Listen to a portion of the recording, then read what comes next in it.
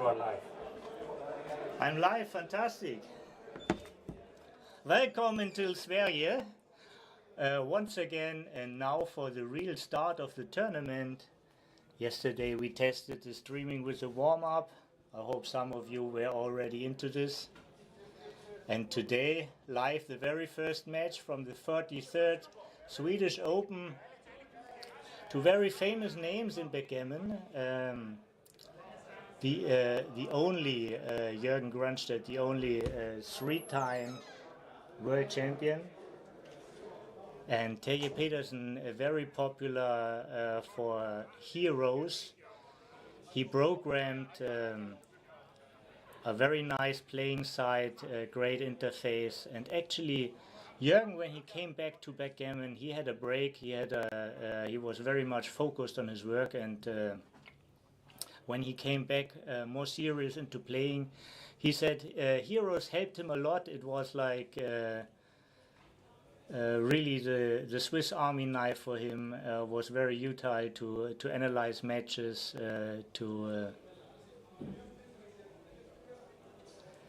we are right into the game. It is a classic opening, 6-1, 6-5, both known moves. And yeah, I'm your host. I'm Tobias Hellwag. I will host you through all these matches, and sooner when people drop out, I will have co-commentators coming with me, but at least for the first two rounds, you have only me. If you're listening, please give me a sign, because right now the only thing I can see is like a blank wall. My personal screen only shows an empty chat. If you're listening, please say hello. Let me know from where you're watching and if you like the stream. And if you like it, please tell your friends that we are on here live. If you don't like it, tell it to your enemies and tell them they should watch this. Yeah.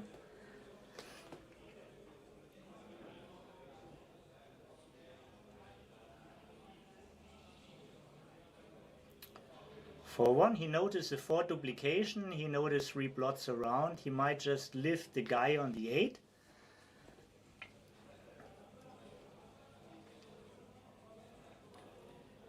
Two points on his head.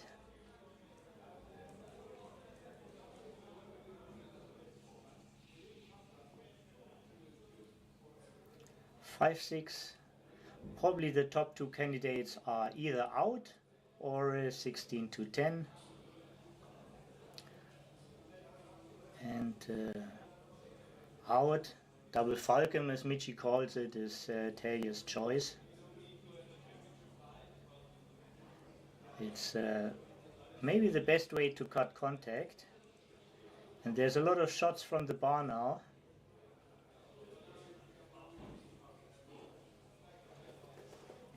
And as predicted, very unpredicted, also Jürgen had a lot of shots. But unfortunately, he danced with one of his 4 dancing numbers. Good action double.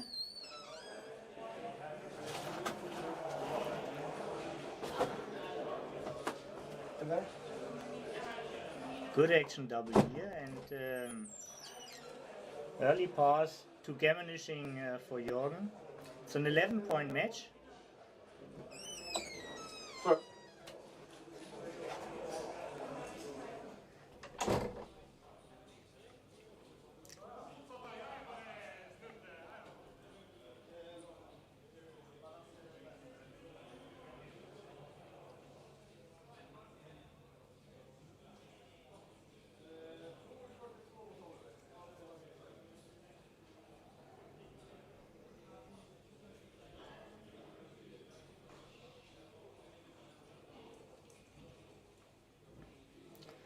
It's like a déjà vu.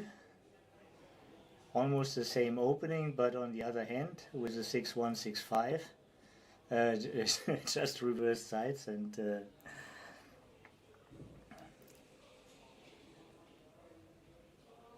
Now there are variations in.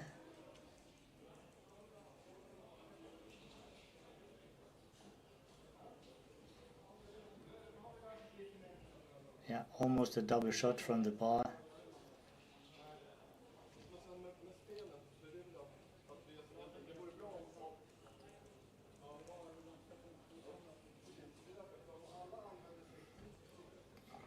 The hitting starts, and hitting is part of the fight for the good points. The major starting theme at the beginning. To establish a position, you need points. This is the conveniest way to make them, is to roll a double.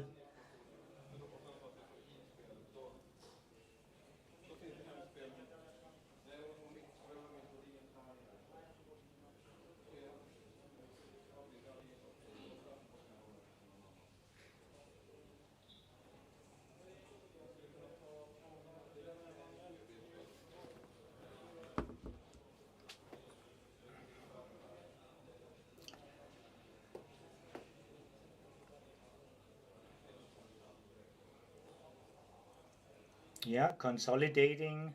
Yeah, even if he gets hit, he has the anchor, and like as an insurance, maybe he can even do a second one with the blot on the 2. 5 points slotted. Still not that bad, he can make it.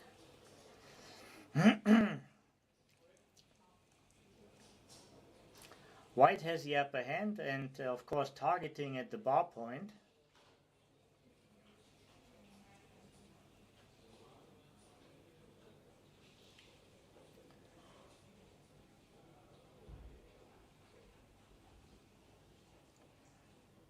So the real question is how to... Actually both is interesting. He could... Jürgen could step up 23-22, or he could come out to the bar, and I think I would come out to the bar, as it's not very interesting. I don't think he will move this fast. Very interesting. Always look out if your opponent's midpoint is stripped. When your opponent's midpoint is stripped, usually hitting from the midpoint is not such a strong option from him.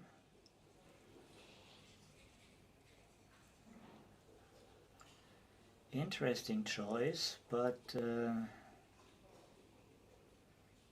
especially now it developed very well.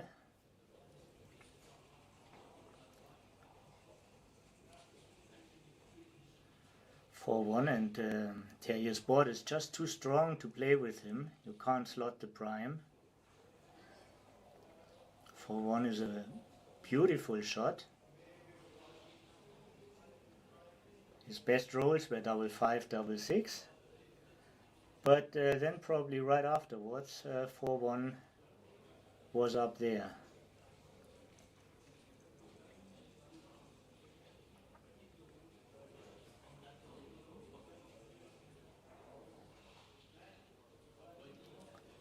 If you watch the chat, and if you enjoy the stream, please say hello. I'm still looking at a blank wall at the chat. I'm very happy to see if I'm alone here or if somebody listens to this. It's very clear that this is a great match. Terrier studies hard.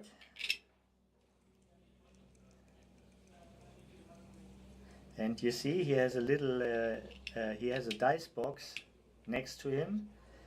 I think it's a 3D print with the logo of his machine, Heroes.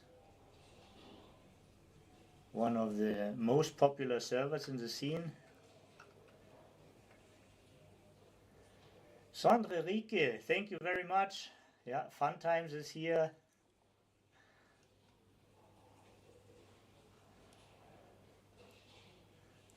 Go Heroes, yeah.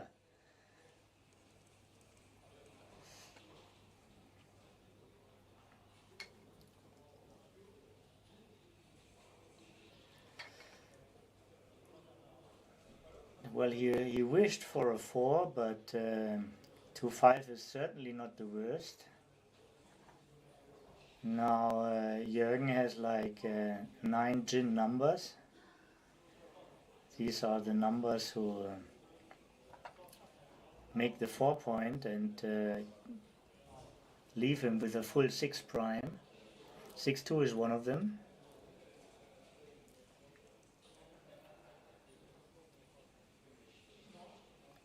But maybe here he is happy to have access to the cube.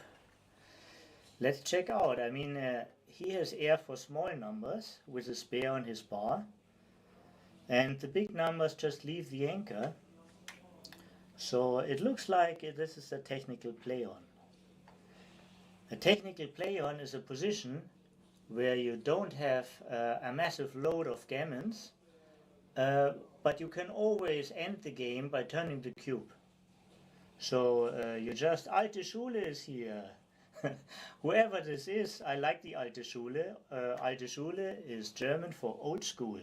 Yeah. I'm a little bit old school. Certainly I'm old.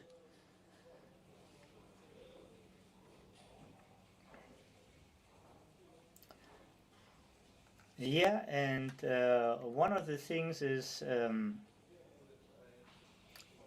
always good to keep all the checker active for the points you want to make. So in case Jürgen is leaving the anchor, even the second man on the fours still has some duty to do.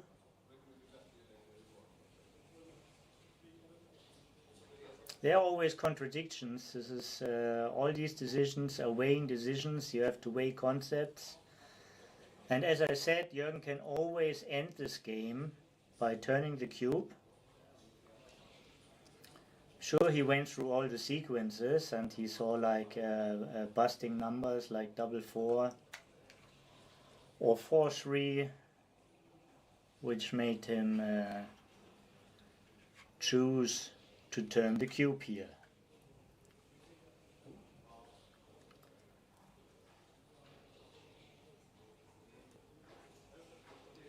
Yeah, good prediction he did.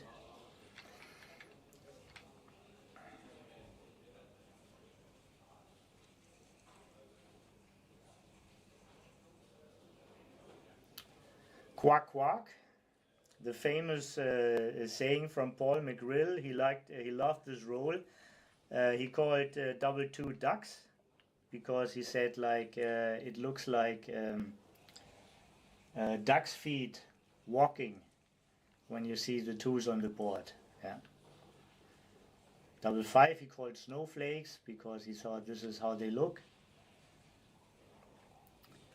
And sixes he called boxes, like car park boxes.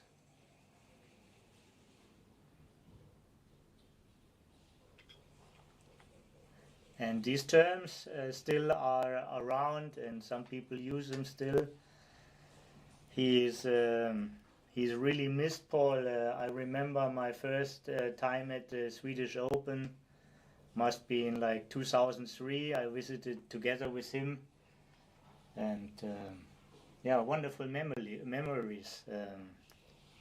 Wonderful memories. Cube action here on the board,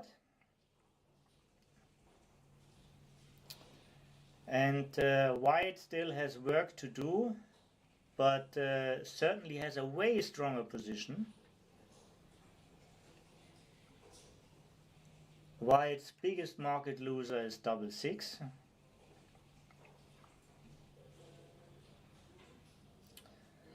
6-3, 4-5 are pretty strong, but Jürgen sees there's a lot of counterplay,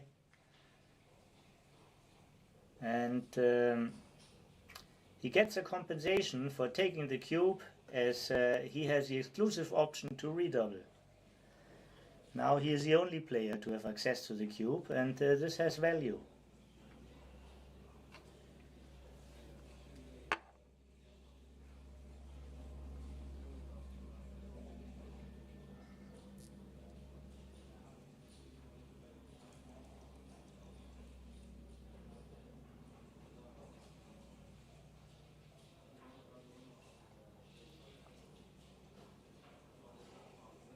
Escaping worked. And now there's, of course, everybody sees Jürgen could make the bar, the opponent's bar, but on the other hand, he can be attacked now against the stronger board with an extra blot.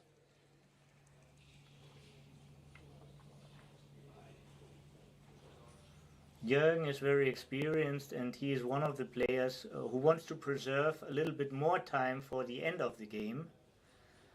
So there are different styles. There are players like Mislav Kovacic, or also Masayuki Mochizuki, the #1 giant, who like to take a lot of time at the beginning just to set their thinking on the right track. And there are other style players. I think Jürgen is a candidate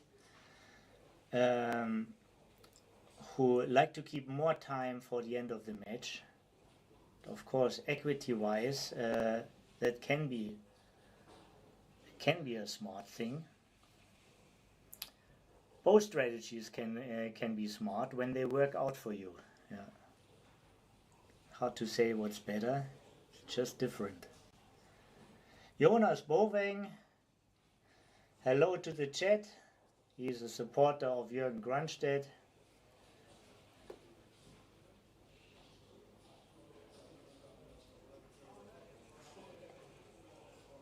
Yeah, ask Jürgen if he ever played Terje before, and he said it could be online, but never in a live match.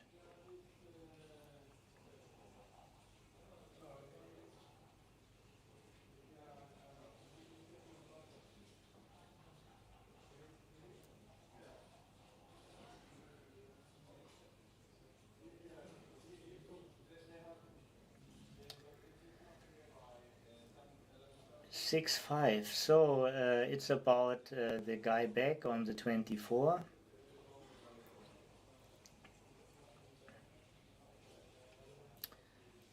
The benefit of having the guy back, you get more shots, but sometimes these shots can kill you, as you lose a couple of extra gammons. Right, and usually when you have the bar versus the opponent's midpoint, this is the contact you're looking for, and he knows it. And see here, for example, if he would have stayed on the ace, he would have just got pointed on with 5-5. So Terje wins both ways with 5-5s, no matter what Jürgen's play would have been. But this way he doesn't win a gammon.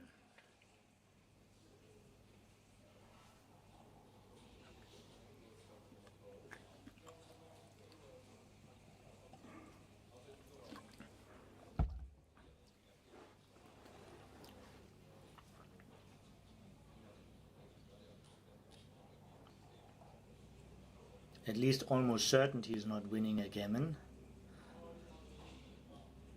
Yeah, he had one bad number, 6-1. Didn't roll it. And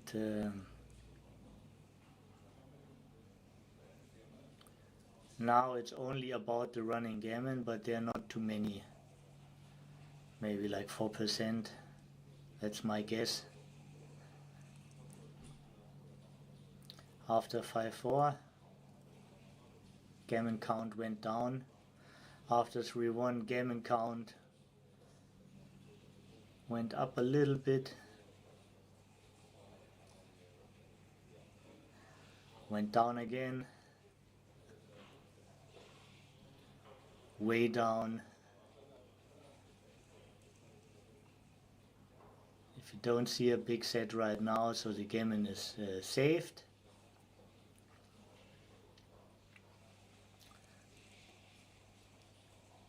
So rolling here,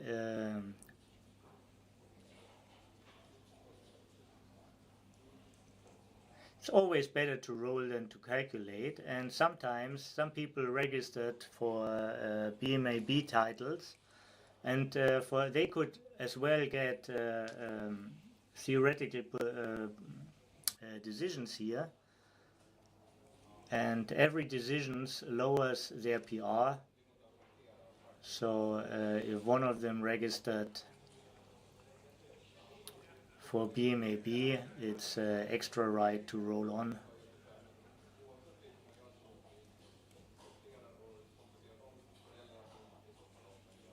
Yeah, now it's official. Nothing can move this game anymore. 10 away, 8 away.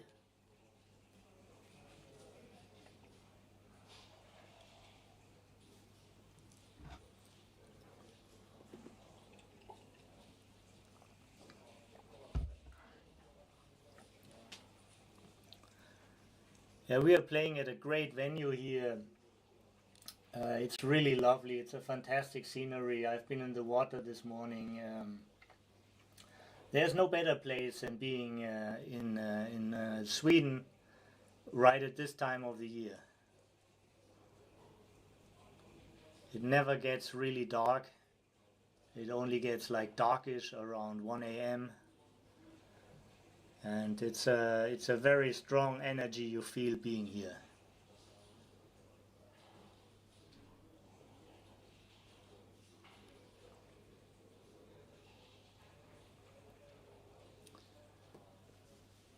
It's a kind of duplication of threes, and also you need something on your side. You need an additional checker on your side, and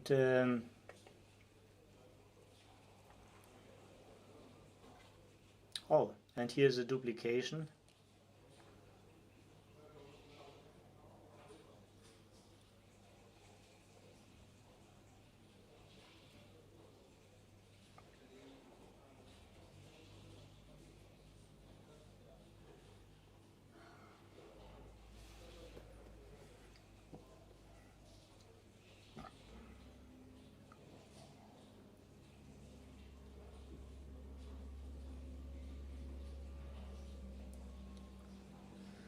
Terry is up like 30 pips.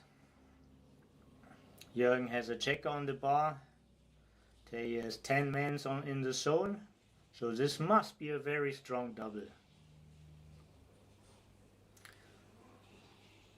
Both have only 2 points. Jürgen has a strong 5 point. So he does have immediate counterplay.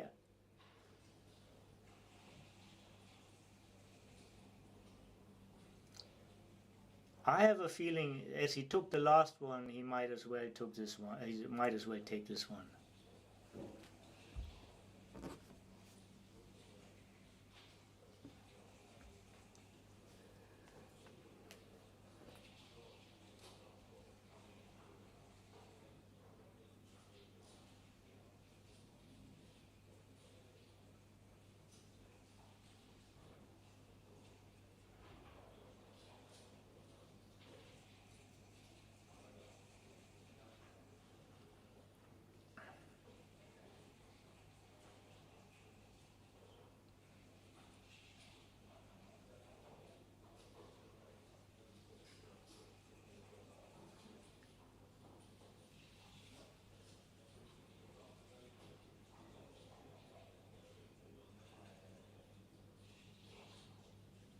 This is the most time he has taken so far for a decision.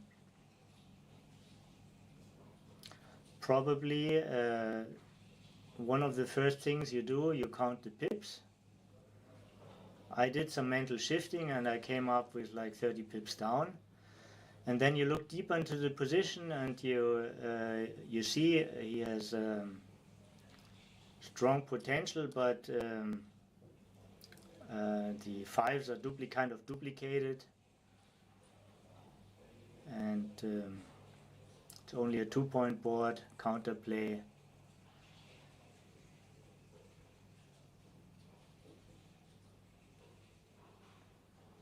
And this is interesting. Probably just a 2-point.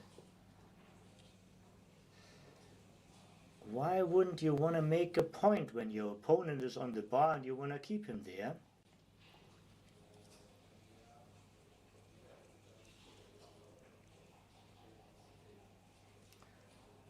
This way, Terje preserves his priming potential.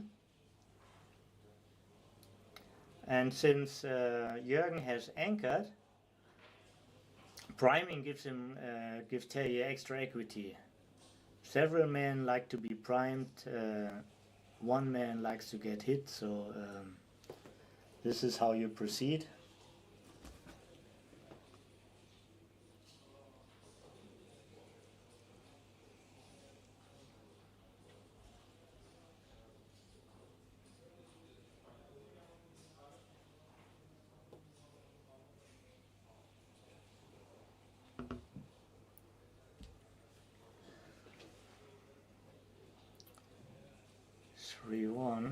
So just secure this guy, and this is the most useful ace.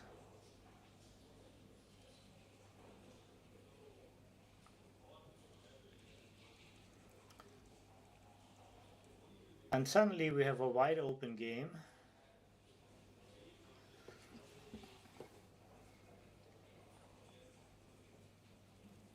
Six is problematic in many positions, and so it is here.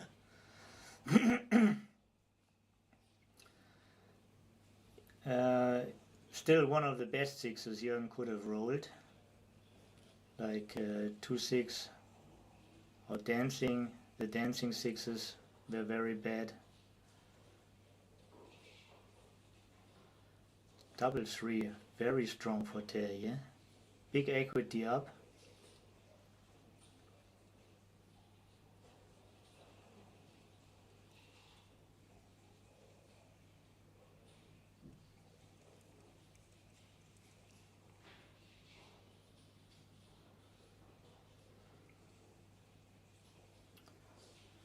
Well, the 2-6 is already hitting, so that wouldn't have mattered so much to advance the guy from the 9 to the 8, and it would have helped you to make maybe the 2-point. 6-2 is a fantastic roll. Well, it doesn't solve all the problems, but it gives you a 5 prime. And it duplicates the aces everywhere. Oh, he decides to hit. That's a very interesting choice. He might win more gammons this way. He might also lose more gammons this way.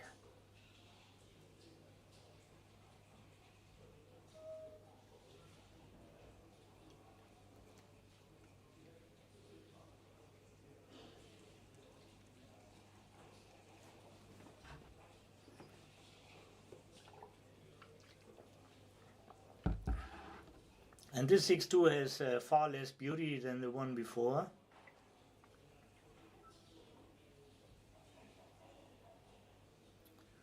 Yeah, clearing the 15 seems most reasonable. Yeah.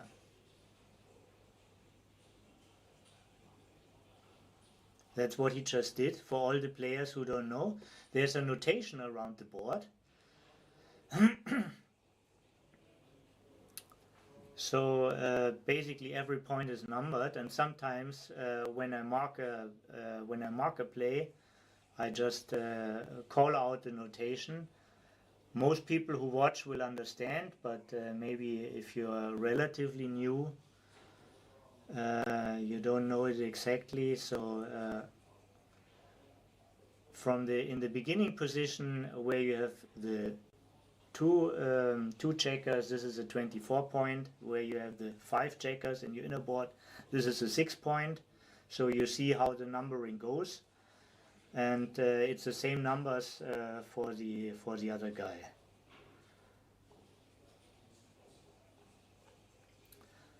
Very strong entering from the bar. Very strong entering from Jürgen from the bar. Wow, and now Jürgen is about to win again in here.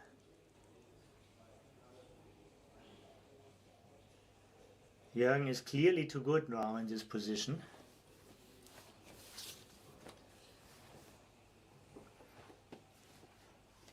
Maybe just make the 2-point.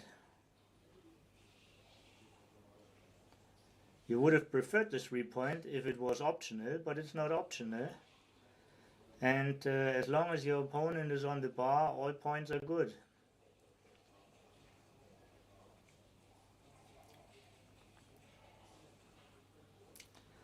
This is good player thinking, and here we have just common knowledge.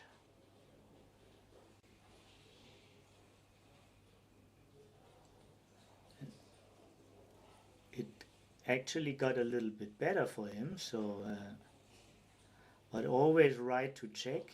You always need to make sure, because you have only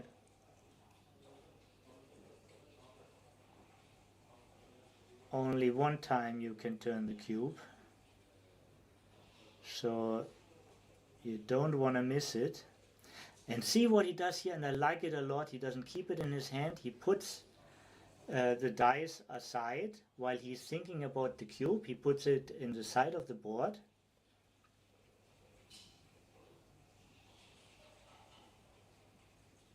Yeah, this is a very clear and easy pass.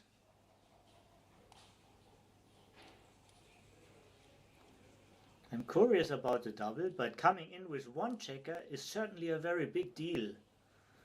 So he might have found just the perfect spot. 3-3, or as all the advanced players call it, 8 away, 8 away.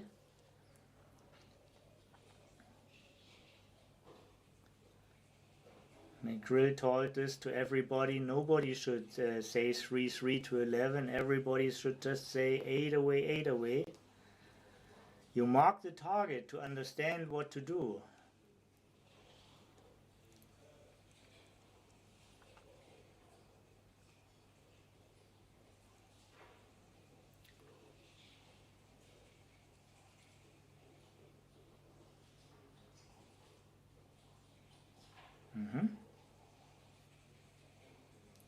Everything active and everything in place.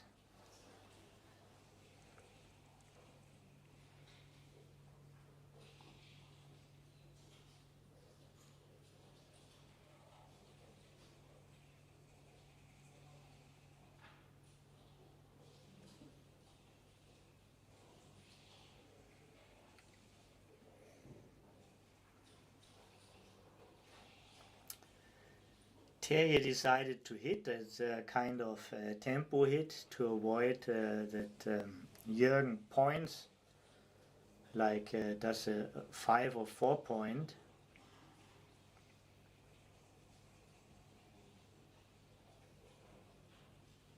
With his great distribution.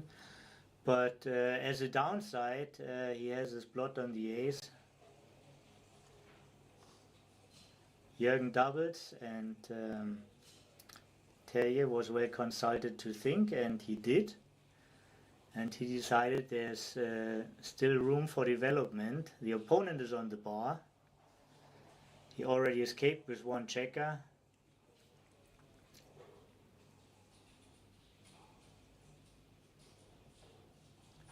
Daniel Sørensen, one of the great Danish players, agrees. Looks like a big take. Yeah.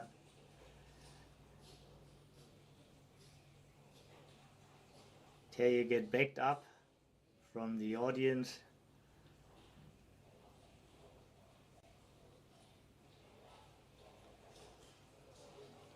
And now it feels like it's a wrong moment maybe to step up and to give him reach on blots. Maybe just save one. Oh, it's Jürgen's roll. I apologize. Jürgen's 3-2. Yeah, there's a good thing with these kind of clocks. You always see where the light is blinking. This is a player who is on move.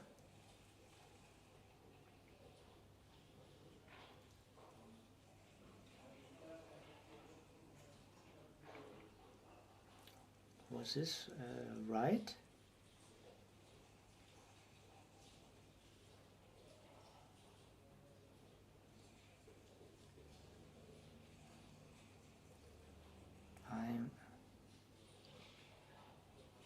I'm I was a little bit puzzled for a moment.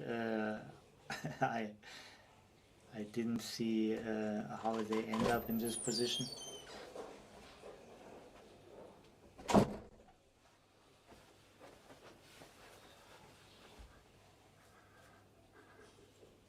Hello, Toby. I just wanted to join you and see if everything's okay. Okay, okay.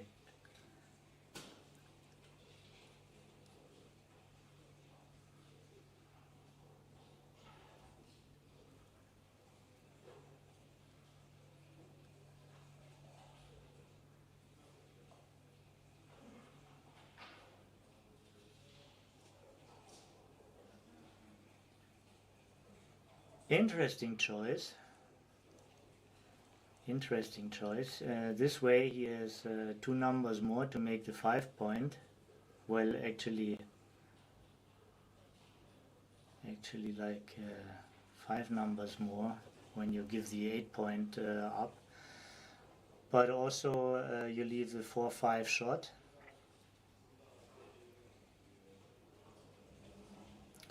He's more into the game and fully focused, so he's telling us he really wants a 5 point now.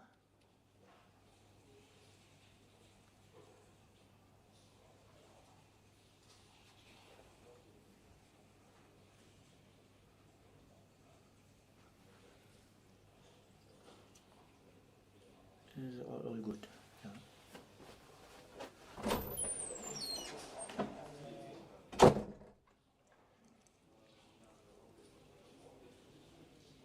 Yeah, he got what he wanted. We just got a nice visit here from Mate, and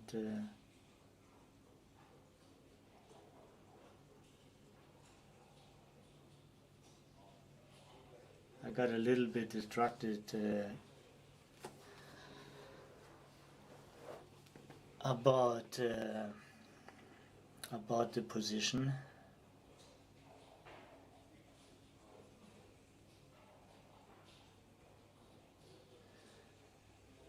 So should he leave the 1-6 joker for a far better distribution?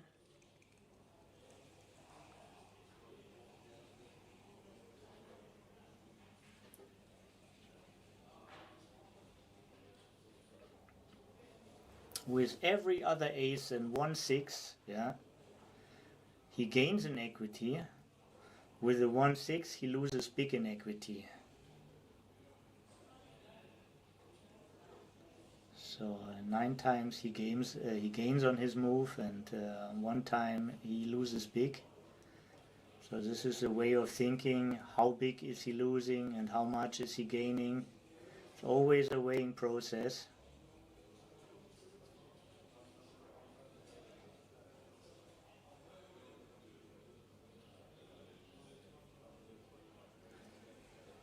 And this is on and on one of these interesting things. should you give a direct shot and avoid your opponent get direct sixes to get out?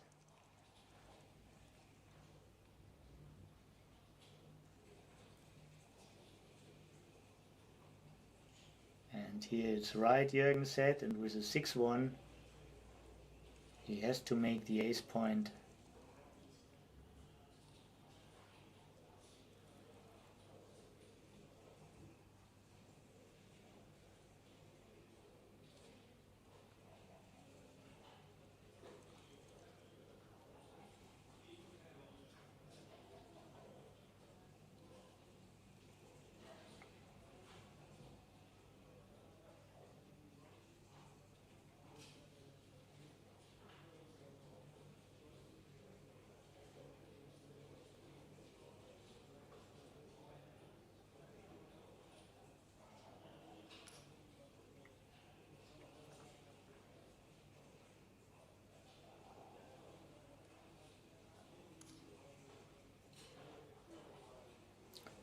This looks very natural.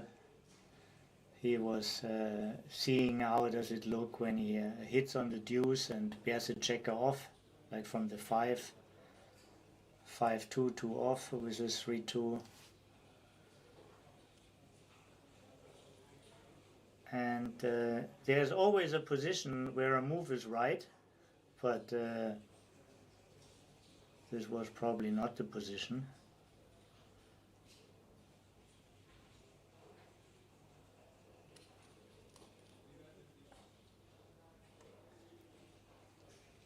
And switching to the 2 is a right concept here. First of all, he's so well distributed that he maintains his prime long while he's taking off checkers. Second of all, the phantom deuce point gives his opponent always winning chances, freak winning chances, and it's really worth to kill them. Phantom deuce point game. It's called when your opponent has the open deuce point and is probably not gonna make it, and it's known in literature, and whoever plays a lot of backgammon has seen it.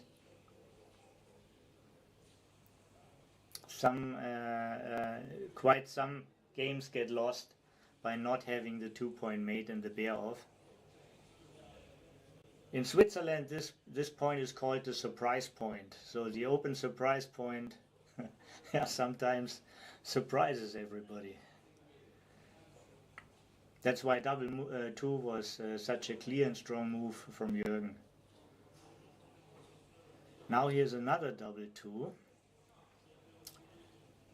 And now he is evaluating his gammon chances and how he has to work for them.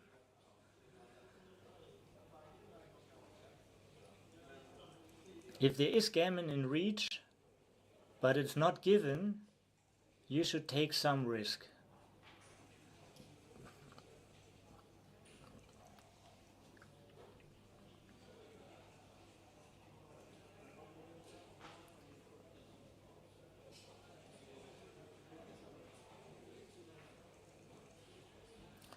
Yeah, there's no sequence where Terje will lose gammon, and there's no sequence where he will win this game. But if he registered for BMAB, or Jürgen did, then it's good that they get this formal decision.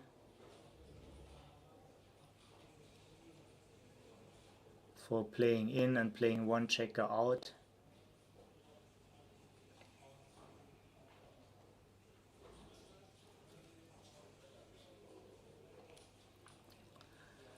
Five 4 down is the opening when you are aiming for gammons.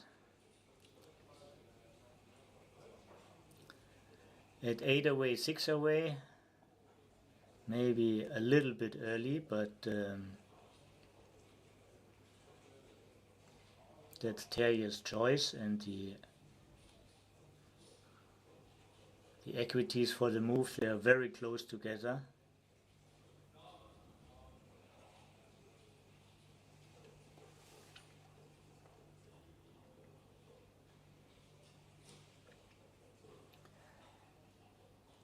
Terje has a stronger position, but also a 3-man back versus 1-man back. Jürgen is overstacked and stripped.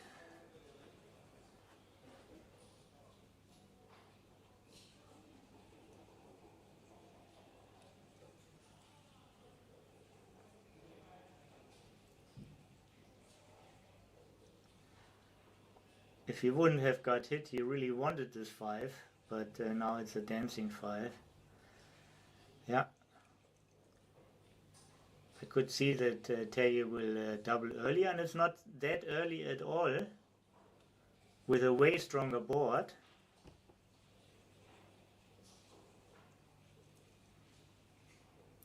Plus the mentioned weakness of the overstacked midpoint, the stripped 8.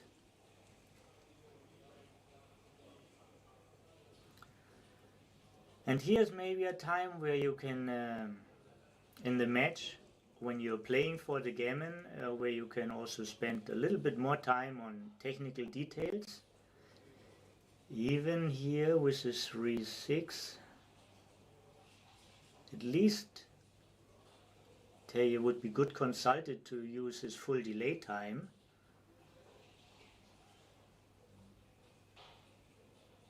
Just to set a pace where he allows himself for more thinking.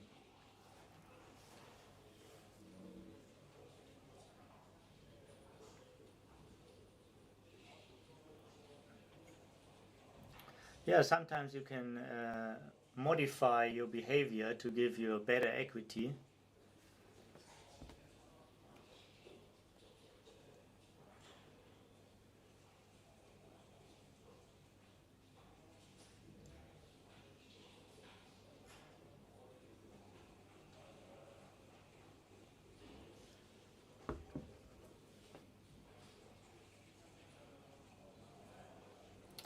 Moving out of a double shot, duplicating fours.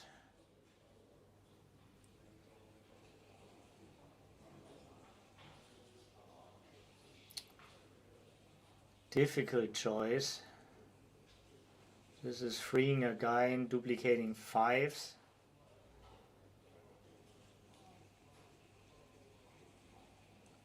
Where would you be off if your play works? Where would you be better off? Even this is hard for me to tell.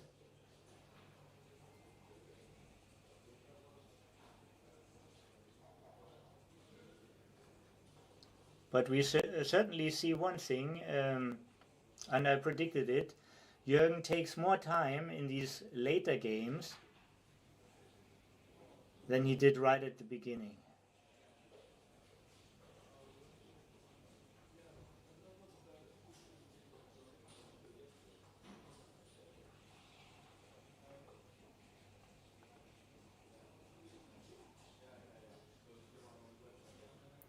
How to control your opponent best. This is Terje's task here.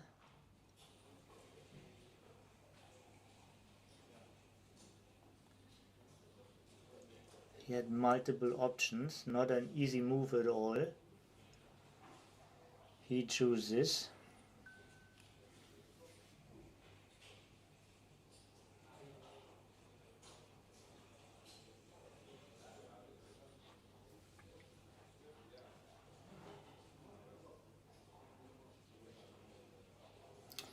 It could be a 4 duplication, or it could be hitting on the ace.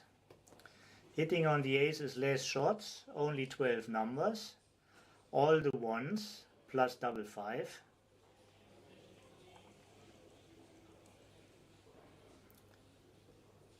And not being hit is basically essential for Jürgen's position.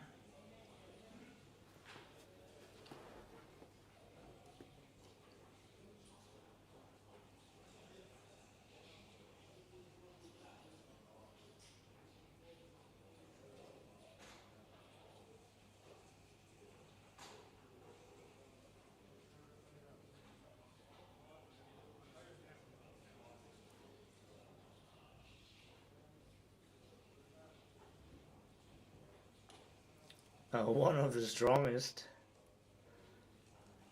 Now Terje is under fire. Wow, he's doing well under fire.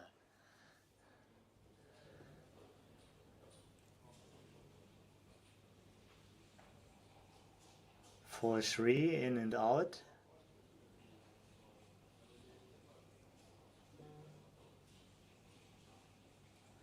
Or in into the 12 is another 4 duplication. Better reach for Terje's blot on the 17.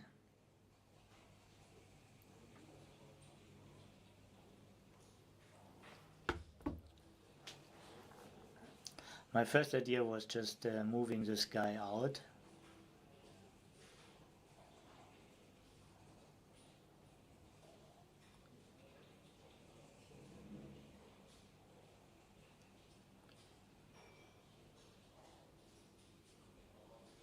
Yeah, he really modified his behavior about decision pace. At that stage, he has cube ownership. It's very critical. So what tools is he using? He's counting the shots both ways. And then he looks into the merits he get out of the play. The term we always use in backgammon is risk reward.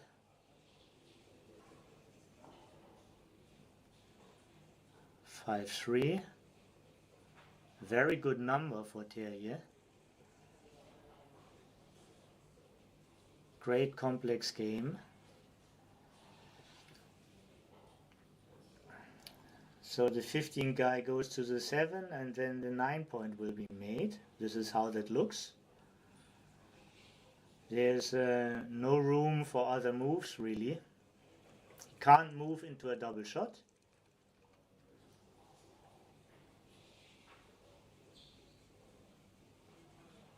As hitting is too bad for him, getting hit is not what he wants, so he's staying back at the bar. Gets rewarded. Terry is probably making the ace point, keeping all the controlling points in the outfield, trying still to catch Jürgen with the last blot.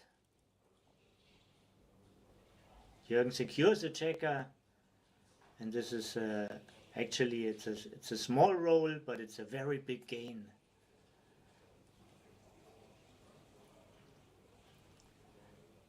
Yeah, just bring it in and worry about the position later.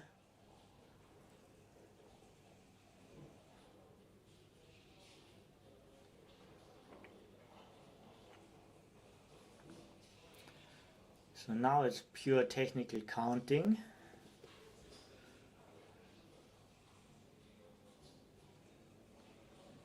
So this is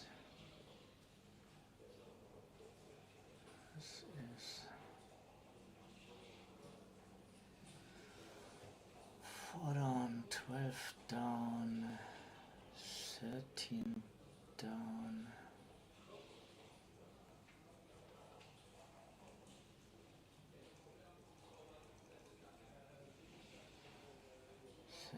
7 up, 8, 15 up. Is this right? I just did a quick mental shift. I thought he's like 15 up, 5 after this roll.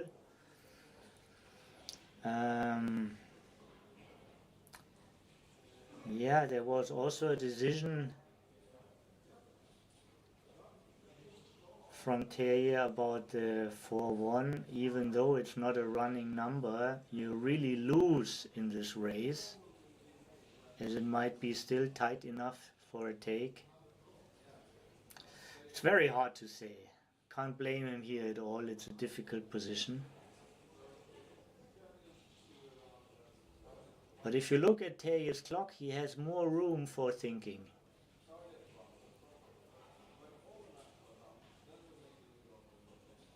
He has like twice the time left on his time bank than Jürgen does.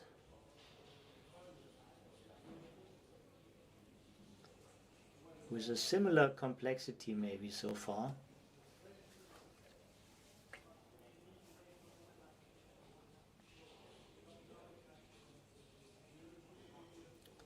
So just let's do a quick recount. Mental shift works like this. I give white a double 6, and then these outfield points mirrors black's, and then I have to move only black's position. This is 6, 10, 13, 11 up I was counting. 11 up. In my book it would have been enough for a redouble, I guess, in this position, especially with the long crossovers Terrier has to do. But I'm not in the heat of the seat. I have it convenient like all of you, being in an armchair and just watching the game from the screen.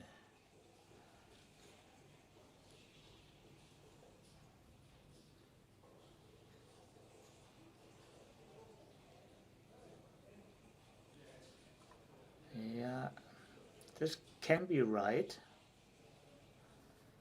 because there are not many reasonable other twos. And you have a big lead. So he gained in this sequence 1 pip and flexibility and cut contact. So if he was close to a doubling decision, this just might bring him over the edge.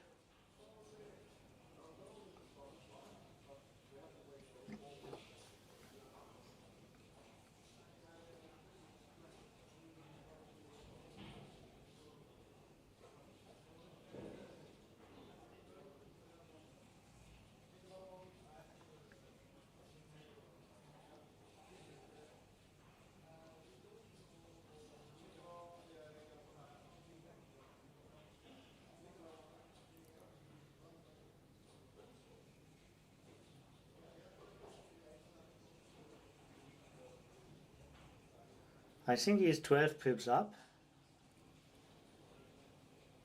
Just did the mental shift again to verify if I was right before.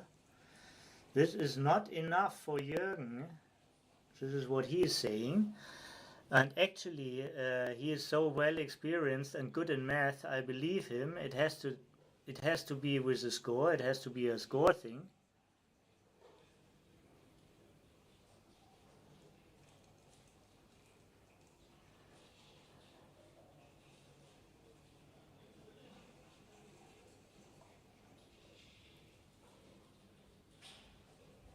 Losing in this sequence.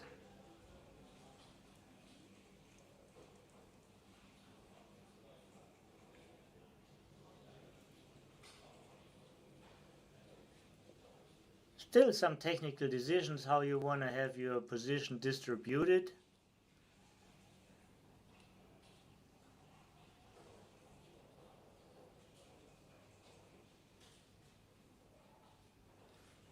Your time bank is a gift. You get nothing.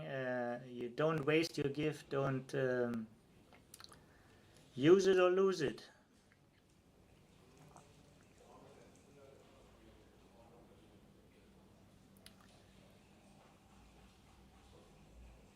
Get no bonus for playing faster.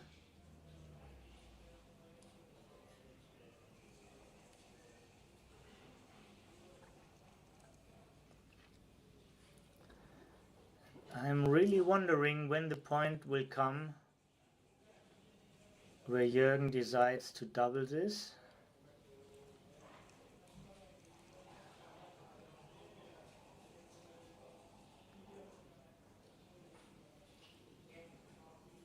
Double 4 is a miss, but not a terrible roll.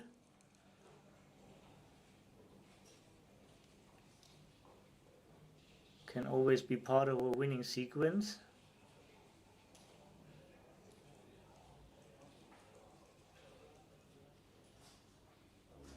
Five two off and not miss is really good for Terje.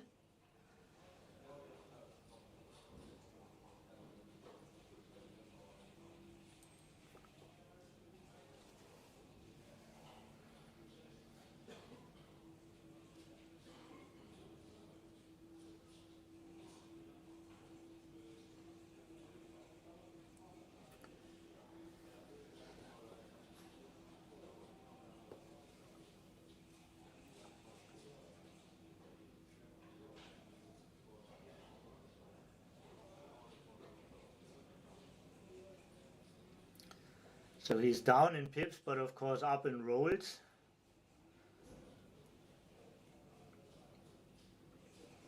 He has 2 extra crossover and is in roll, and it's worth thinking.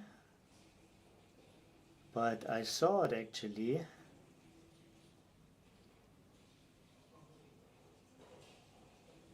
That he already had better equity earlier, before the double four maybe. Of course 6-5 was a big roll he had.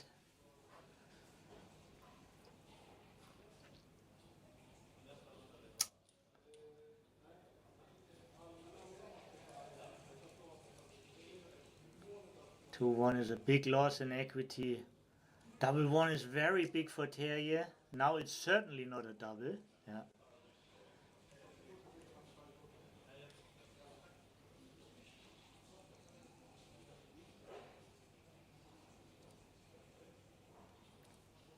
Now Terrier is a favorite. Oh, and not anymore. We are looking to the last roll of this game.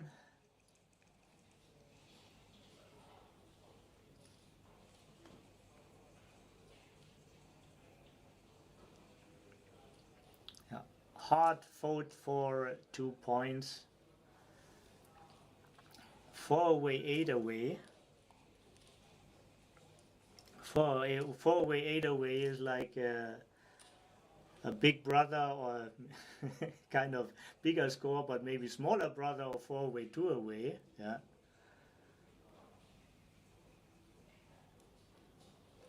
Terry is looking for sexy recubes, so Jürgen really wants to double late.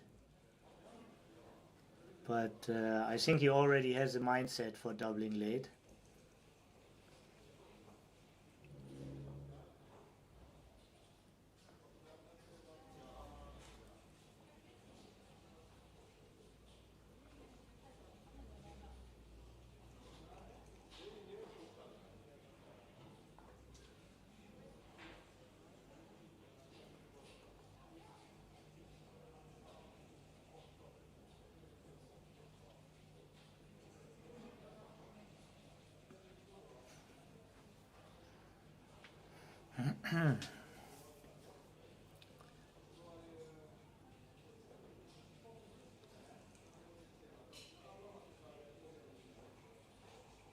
Nice technical decision. See, he has a big lead. He could just simplify the game, going for the second anchor.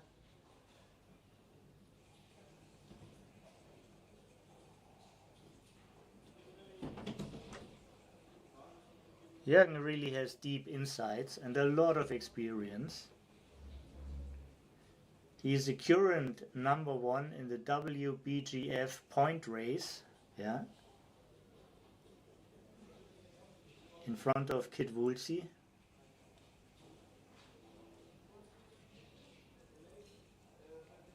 He's the only guy beside Tim Holland from the old days who won 3 times the World Championship.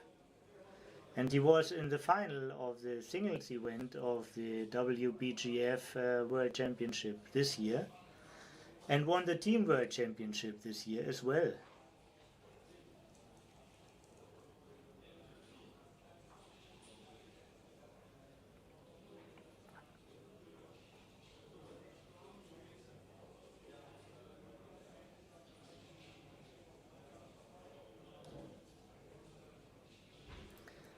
Now we get into a position which is a little bit easier to overlook.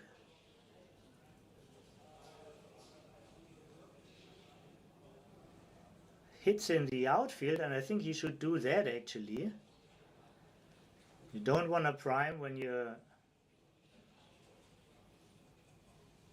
stuck with 4 men maybe.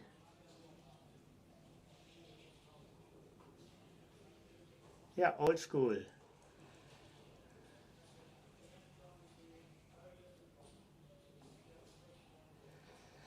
The draw boss is not accessible. I have no answer to this. I can access draw boss. Maybe the link is not renewed.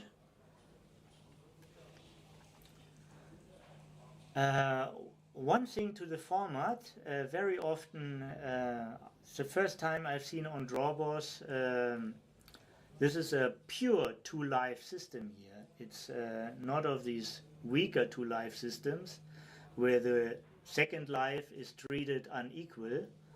Both lives have the same value. There's a draw after each round. Maybe this can be a confusing part. Maybe you have to scroll down, Jürgen. Thank you for feedback, Marin Rose. It works for her. Just have a look at the site again.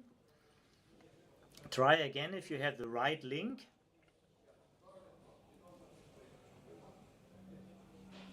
Okay, we will sacrifice that much time, I guess, for good information.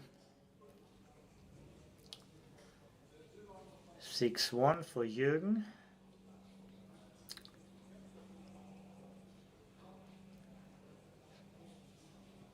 Probably not the bar, leaving Terrier the outfield. Hitting looks good to me, and then probably getting out. Carsten Bredal is here, 2 times Nordic Open winner. One of the idols of Danish backgammon. Welcome to the chat.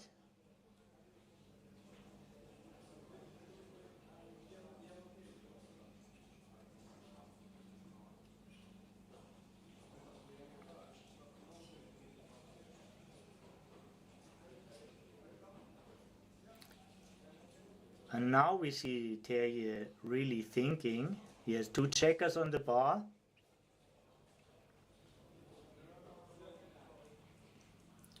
Cock dice, very unfortunate.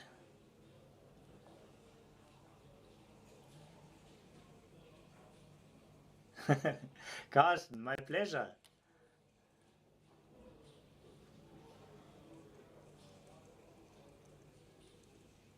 Anna's Osgood 9. It's fine here, that's wonderful. So everybody gets access to the draw. Hopefully my friend Jürgen too. And lots of things happened. Jürgen is under pressure now, and he's even more under pressure. And Terje, take your time. Take your time when you have a strong position. Even though you have an even score, gammons have still value, and there were zillions of plots around. Use this moment, feel your strength. Don't rush into these decisions.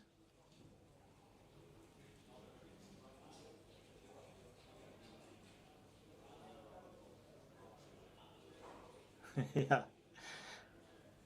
Yeah, it was no 8 cube here.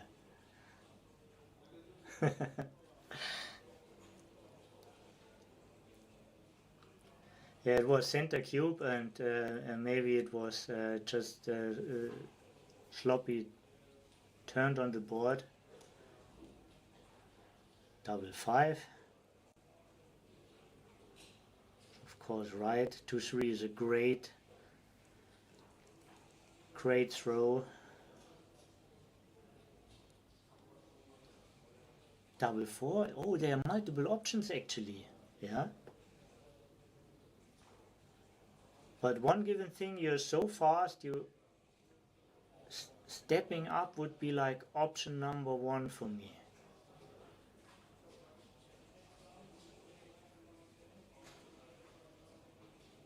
I might be wrong. Maybe if you hit, maybe then you want to bring these 2 men down from the midpoint. Not really sure if there's a common part in this position. Maybe this position has no common part. It could be also as well just going to the 16, though you need something in your own outfield. Yeah, maybe 39 is a common part. You could make the 5, which leaves you with a very strong board.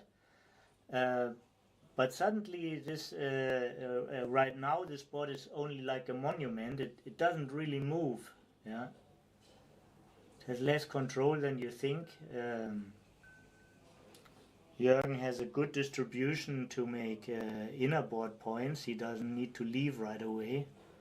Only with a perfector. So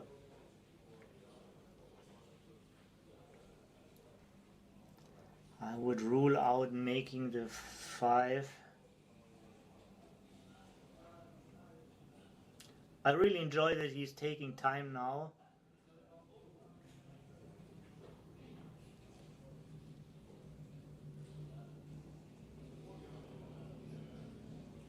Feels like this is a game which wins in the most gammons. And now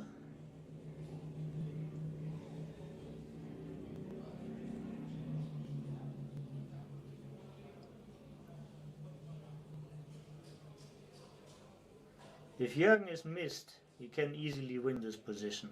But he's not missed that often. It's like around 26 shots, I guess.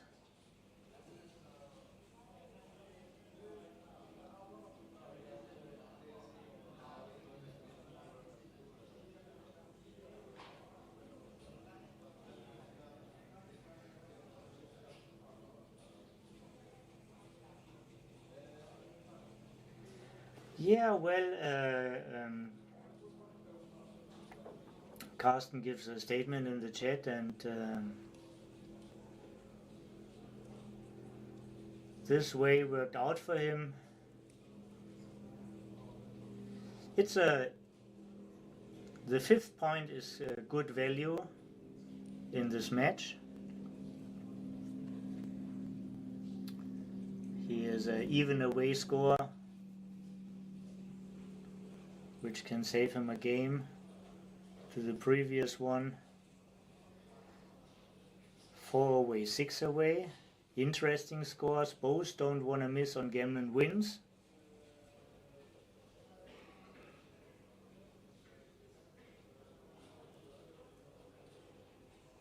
Both have to pay attention to gammon losses.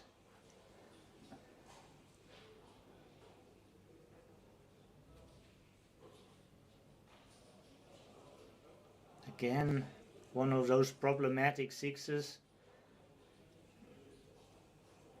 And as a concept of poverty, he chose duplication.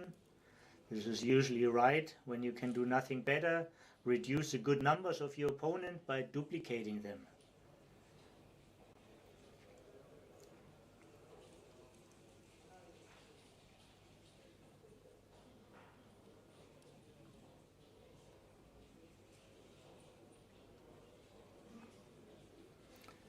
Yeah, we are not in a cube hot position yet.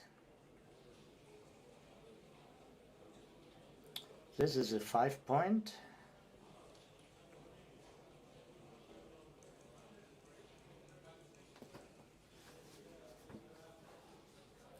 And this is a bar.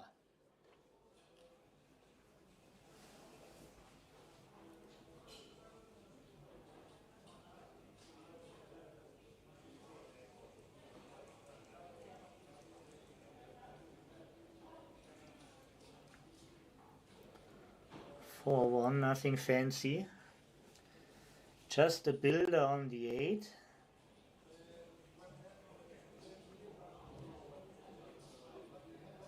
The builder has certainly value, but your big targets were working for a better anchor.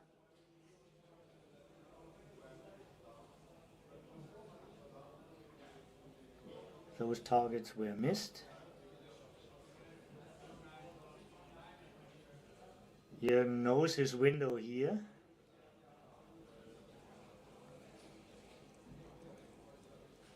He's a score expert, especially in the lower scores.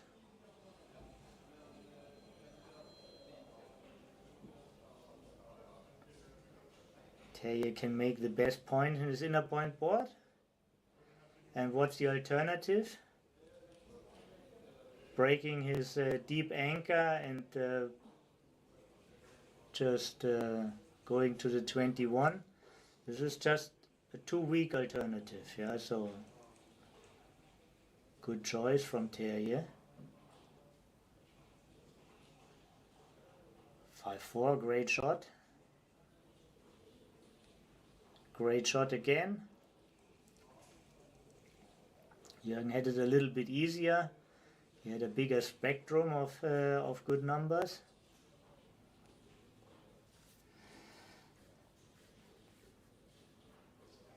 Christian Peter is here from Austria. He's predicting easy beavers. Well, not in this kind of game.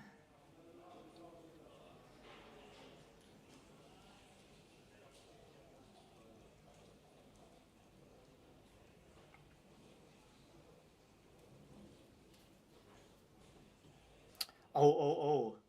What a swing here. This is, he is working his way to the gammon win, and to the win of the match.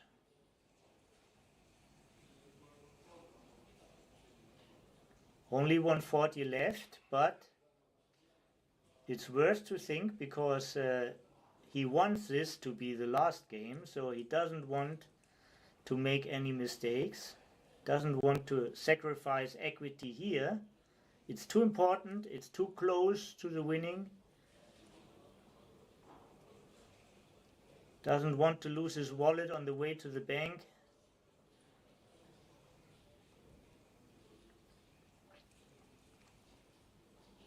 Gives him 3 numbers to make his own bar.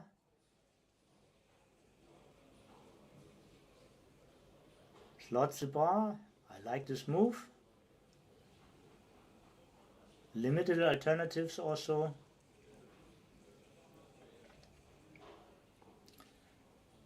Big benefits of having the bar slotted once Terje enters.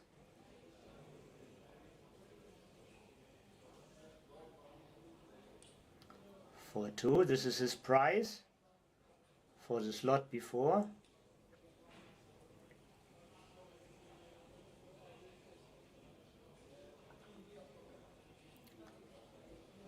Terje has a mediocre timed ace point game.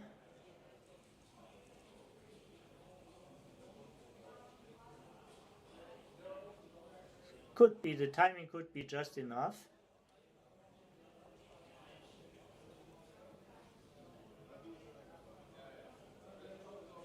Small rolls are very good for Jürgen.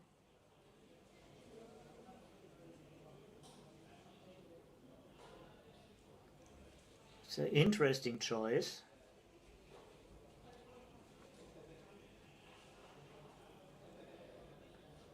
He's hoping either for extra gammons or to destroy his opponent's timing.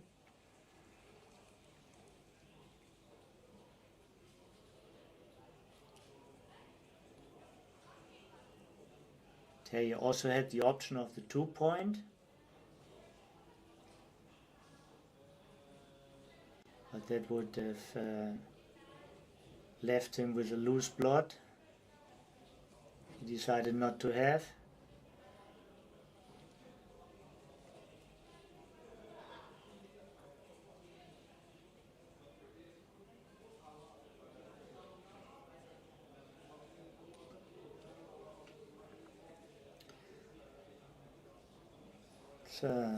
Killing all his 6s gives himself a better timing.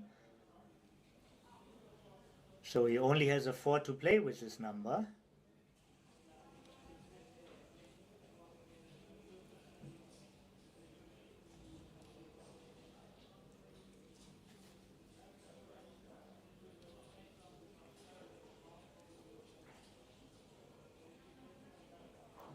Yeah, Jürgen's plan worked out. Terje had to destroy his 6-point already. Now he has to continue.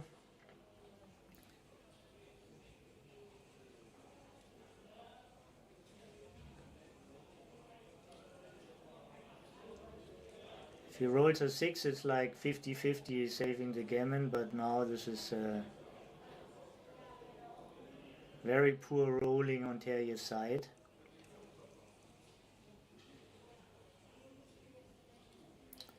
Yeah, these are horrible moments when you can do nothing and just watch the erosion. Was once a beautiful position.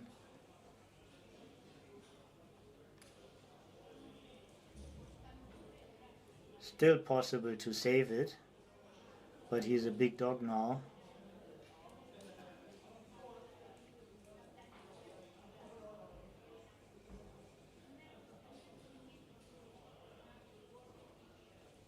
Finally is able to run. Wow, and this, he has another position. He has another interesting decision. Does he take 4 men off, or does he just, and this is enough. Yeah. The gammon is secured. If you don't have to work for it, just secure your winnings. The winnings are the most gammons in this kind of position. Yeah.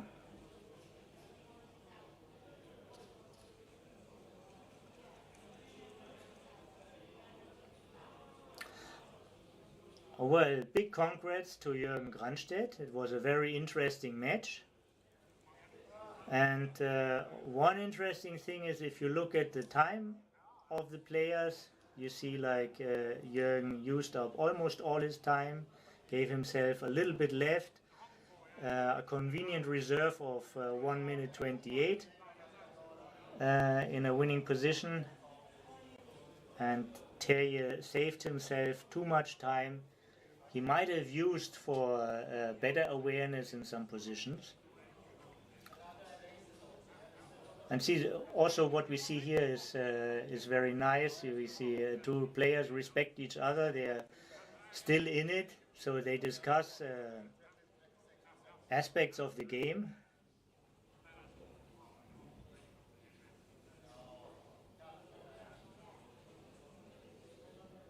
Yeah.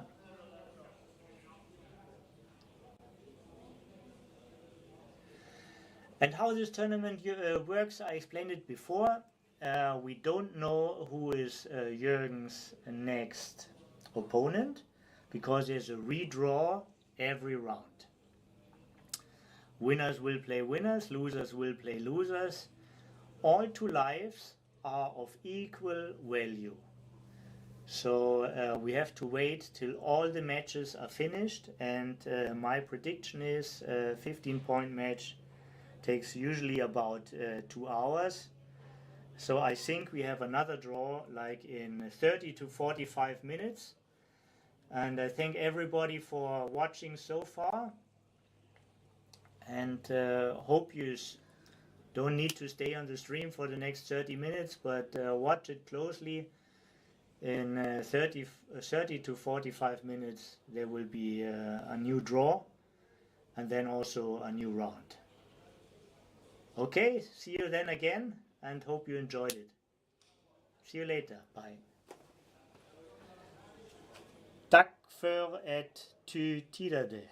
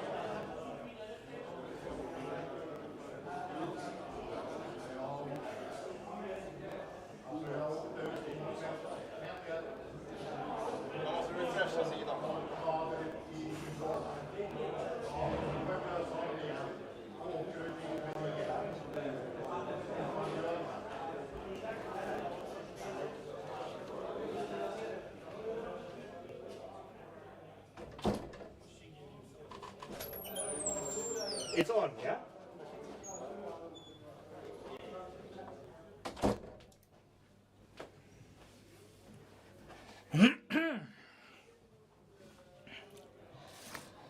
Welcome to Sverige once again.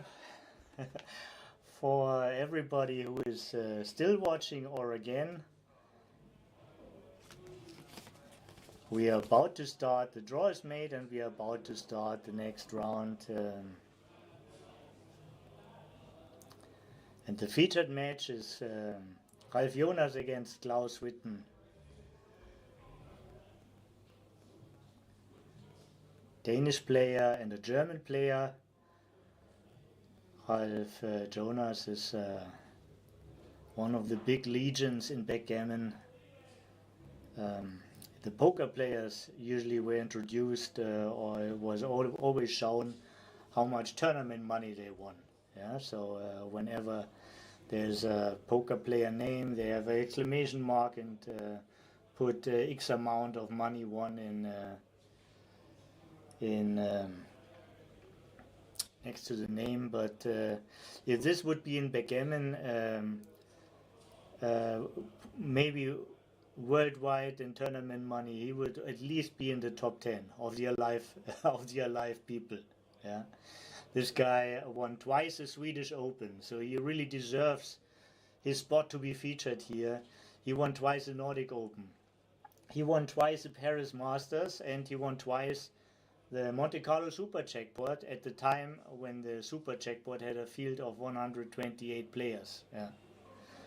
So, and his last win was very recent. It was in North Cyprus, where he won in a very big field over really big names in the 3 life system. And yeah, this is Ralf Jonas. So he's a guy to win tournaments whenever he shows up.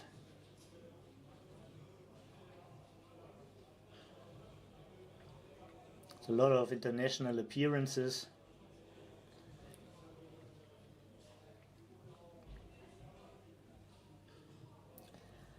There was a little bit confusion because one match took a little bit longer. The player had a scheduled blood transfusion.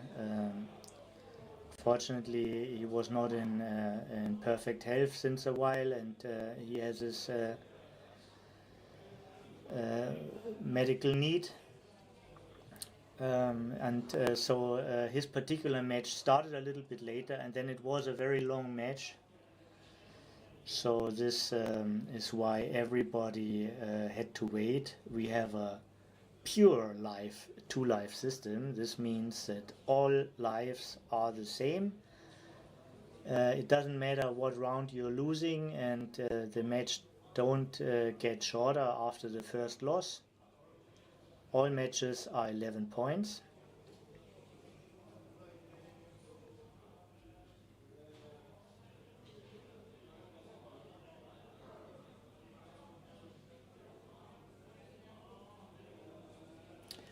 Oh, thank you very much for introduction. Sweden is captain of the strongest team from the Danish team tournament, Absalon. Okay, this is a very nice insight. And I'm not good with names, but I think I know Klaus. And with my morning swim in the morning, we have a beautiful bay here. I met Klaus in the sea this morning, and later in the sauna with a nice crowd of Danish people. And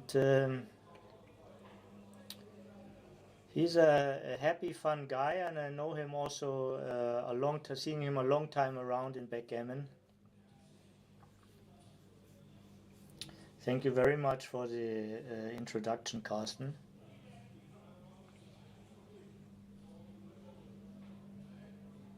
So this will be a high-class match.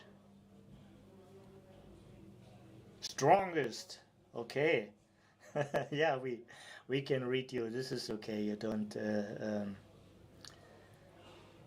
We're easy. on autography, so everybody know what you were saying. For all the people who don't watch in the chat, sometimes I have some crosstalk. I'm able to read the chat. I read the chat like 30 seconds later after you write it. Yeah, there's a delay. But if the action of the match allows it, yeah, I'm happy to interact with you.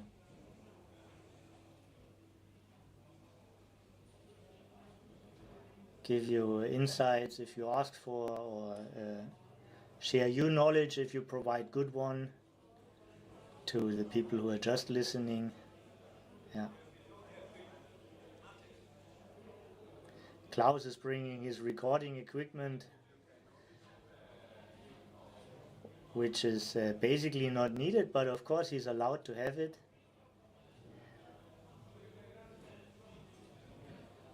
Chooses to play with a baffle box, or did they just remove it?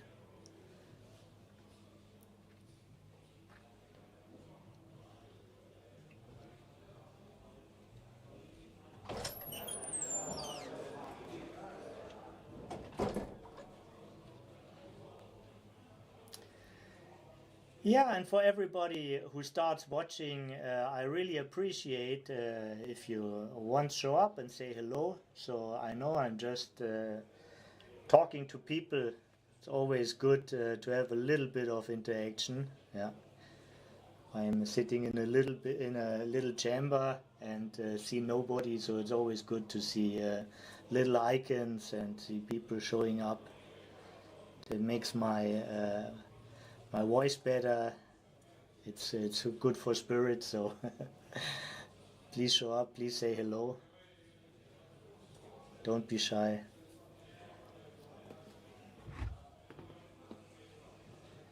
Fine, Jakob responds.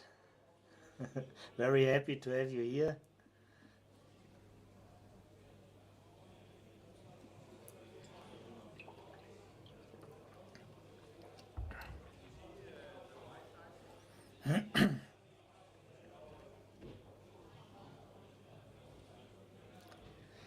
Yeah, and the scoreboard is an AP scoreboard, Ace Point scoreboard. You can get it at the Ace Point store from Bill Riles. It is actually, it's a little bit, because of the light, you can't see the beautiful purple, but these are the Mardi Gras colors. There's a tournament in New Orleans coming up in September, and I'm happy to host this commentary again, together with many illustrious guests. And we have started. We see friendly faces. And focus.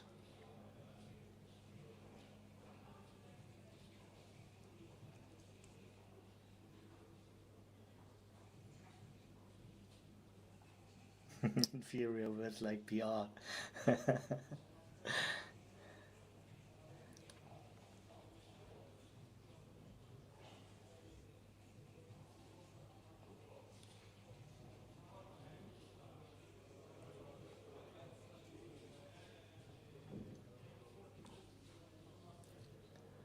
Klaus uses a noise cancelling device.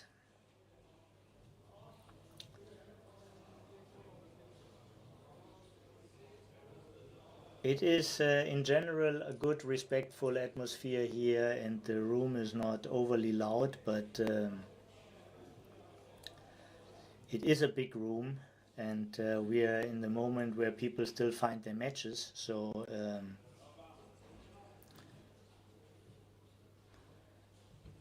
back to the position. Man on the bar, another blot, no anchor. Big time up, down in the race, so this is a easy drop for Klaus.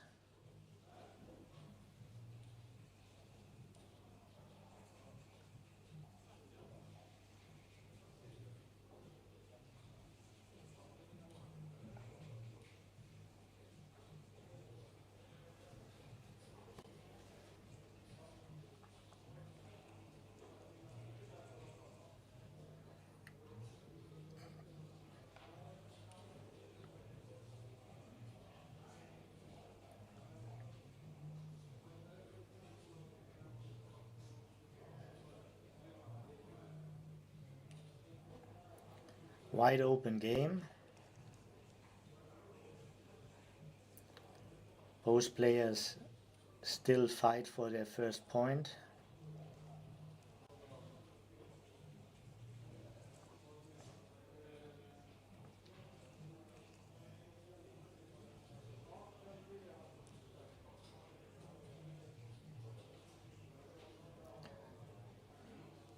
First little advantage for Klaus.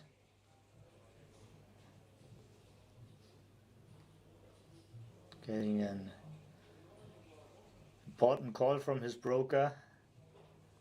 Now switching off the phone.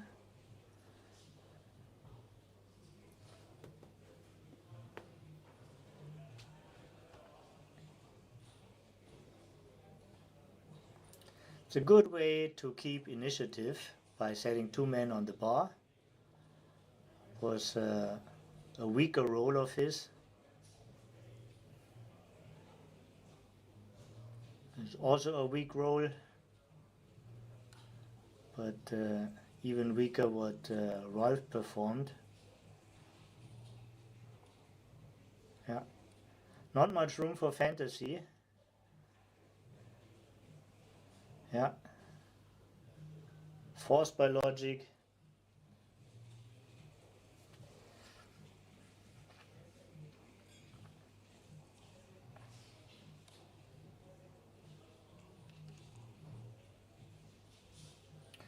Well performed.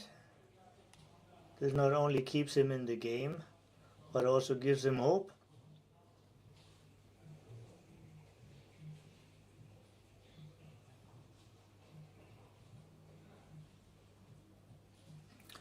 And this is something we always love to see, this methodical thinking, you know, do what's forced, yeah, entering was forced, hitting was forced by logic, you know, and now comes the thinking.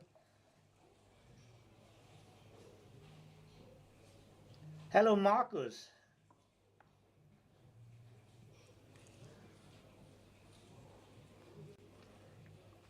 Nice to see you here. Marcus is hosting a tournament next week in Aachen, the Aachen Festival, yeah, with the Charlemagne Open, the World Team Doubles, and a very big BMAB, maybe the biggest BMAB tournament held in Europe, with about 50 participants.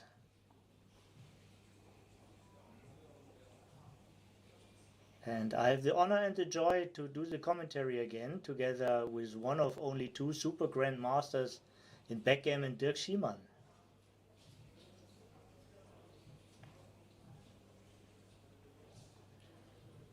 Very complex position, very unlikely we see soon any cube action.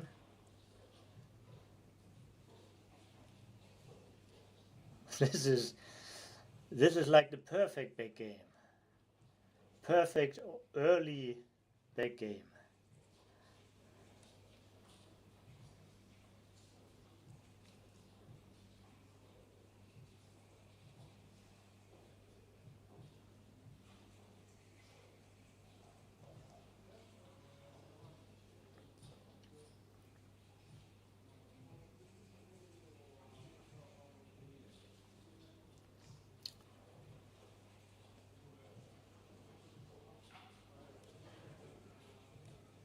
Yeah. This is not a territory where we all have a lot of reference. Keeping your checkers alive at this early stage is a good choice. Tempting the opponent to leave from his winning points. So I like Klaus' choice.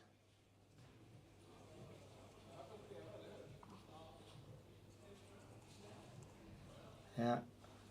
Klaus has a feeling what's coming.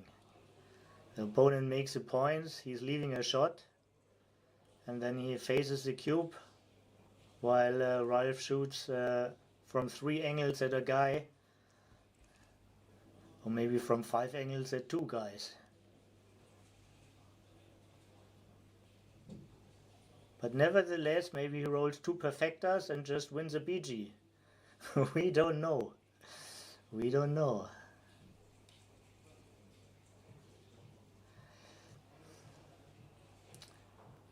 Well, there was not much room for alternatives. He played the only three, and since he expects to get hit, the ace makes a lot of sense. And I can feel that hitting again can be right also. Here he had a choice.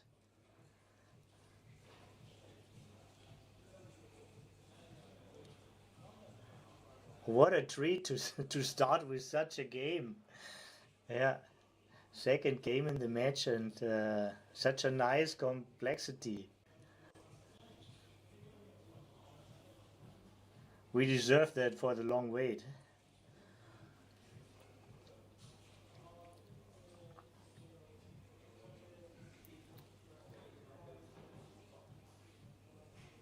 Yeah, Klaus is playing with the camera. Yeah, while he's not on shake. He has time to relax a little bit.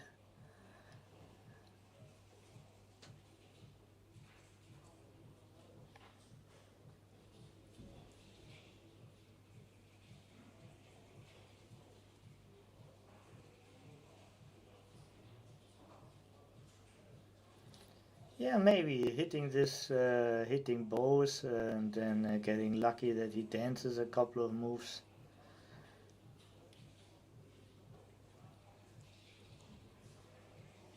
That was quick. I think since Ralph already has like perfect timing, I would go for the overtiming and maybe hit one of these people.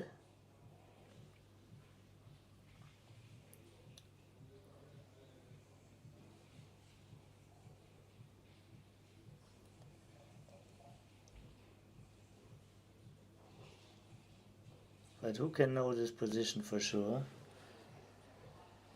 Just talking about concepts, Klaus is doing fine so far.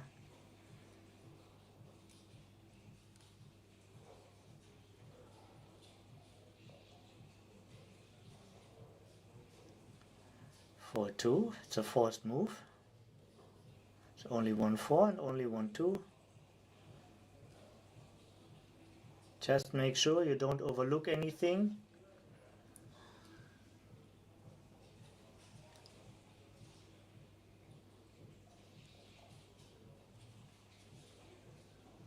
In general, you're well consulted to use at least your delay time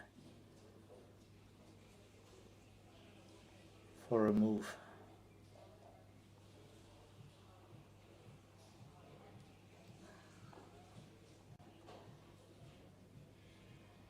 Six and 4, either stepping in a triple shot with cheese, which would be like 28 numbers. Yeah, this must have been the better choice, getting less often hit. And now could be already the point. Ralph is controlling the outfield.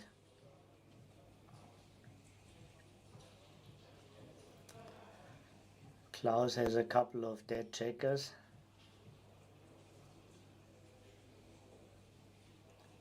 Feels a little bit like he's looking for hold, and he finds it not by looking into the board.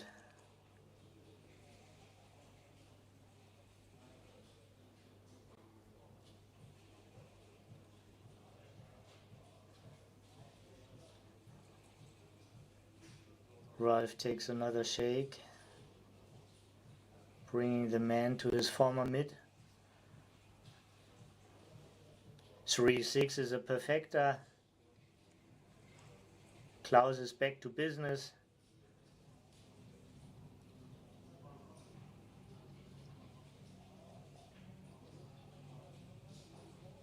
Two is clear. Probably the 1 as well.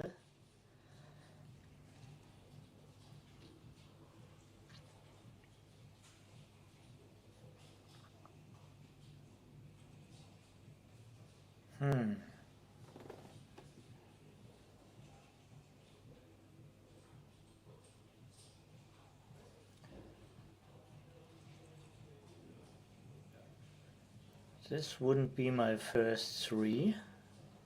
Very interesting to see his train of thoughts.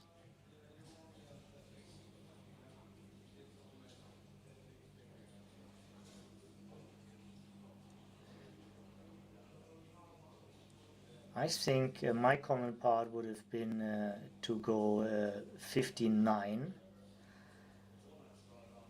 and probably just continue to the 3, but this is it's a very complex position.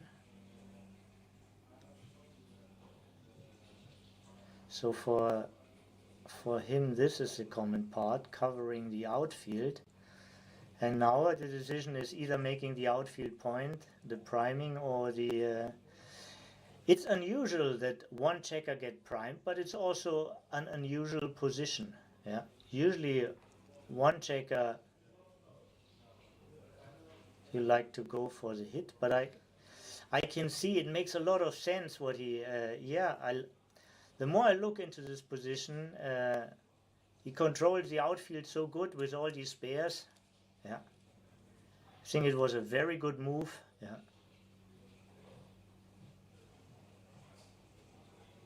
to my shame, I wouldn't have seen it right away. Klaus rolled a good number, but is it good enough?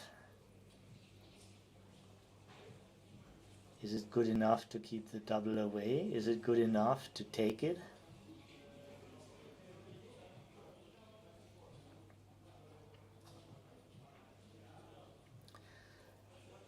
In the first match we talked a little bit about usage of the clock.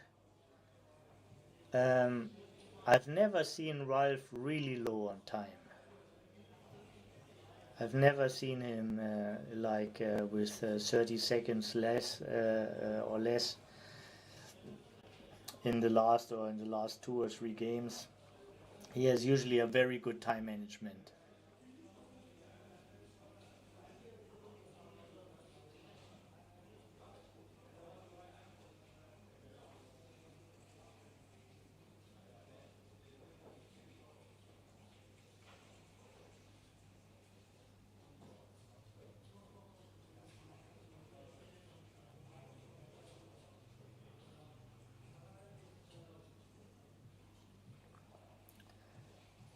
Yeah, the outfield is perfectly covered.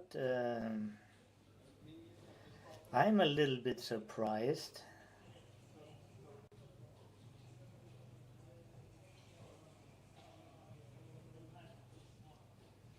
I'm a little bit surprised. It's not a cube yet in his mind.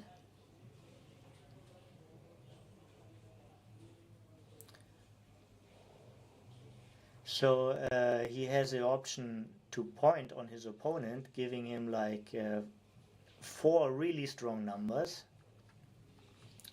Now they have like same board strings, and getting hit on the bar with like 2-5 and 1-6 is are incredible returns, while he's already so strong in this position. Yeah. While the other play is probably either playing to 7 or to the 5, leaving the outfield covered, or even safer playing to the 4. But if he chose such a secure move, or even he could also cover the whole outfield by just going out, but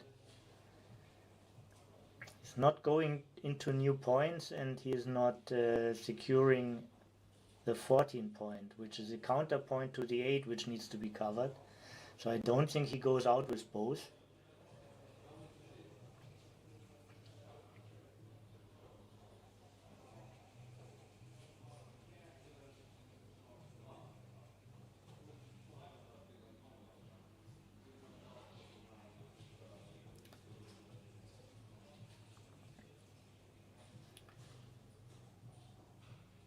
If you're about to win the game with just turning the cube, then you should choose the safest option. But it's also like an indicator. Maybe you should have cubed before.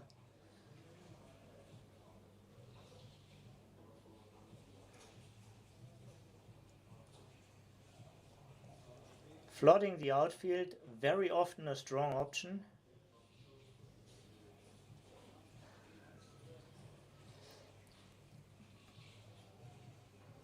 But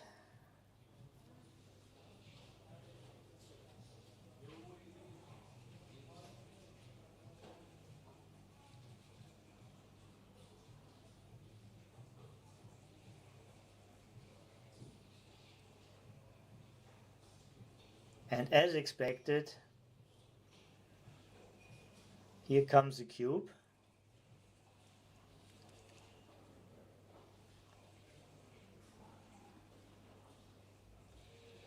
I think you solve the 17 now.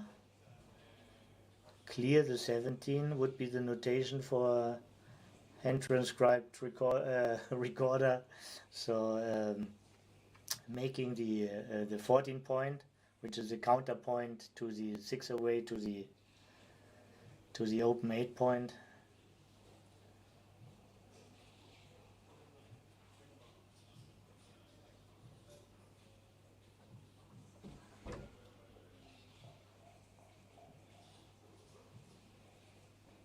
Best coverage for most scenarios.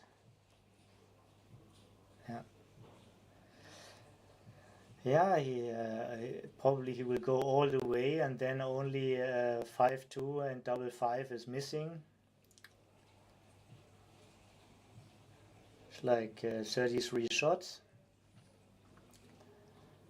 What's missing the other way? Other way is missing double. Oh, interesting. Interesting.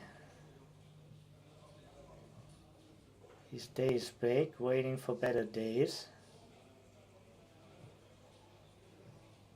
Maintaining his board strength.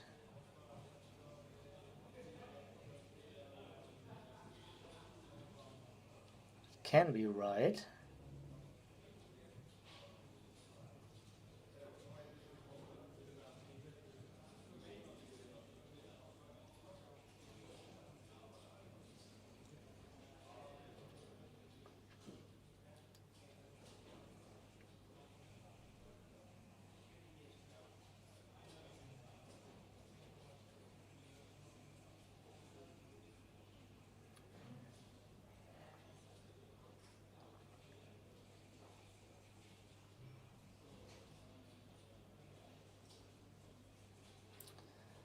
Yeah, whenever he wants to cover the 8 better, he also risks several fly shots. Klaus' board is stronger, so he doesn't want to hit open.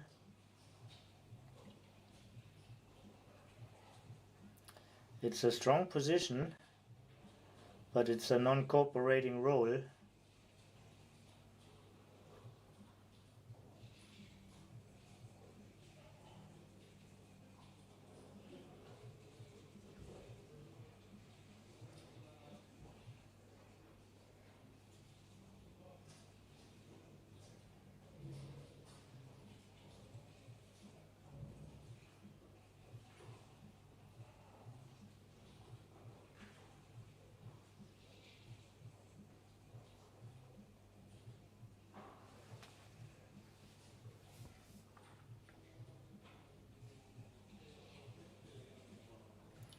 Yeah, as much as I praised Rolf's time management, I can understand how much you can fall in love with this position.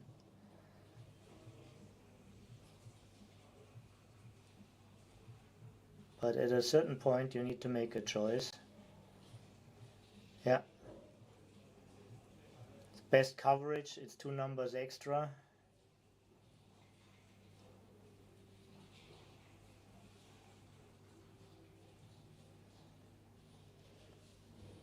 What's the alternative he's considering? Maybe just to the 6, 15 to 6.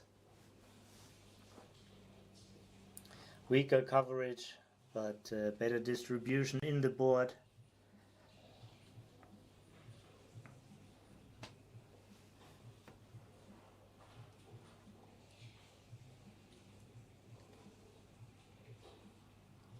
So close. Yeah, like 5 numbers to do the job. 5 hits and 4 hits and double 5. And there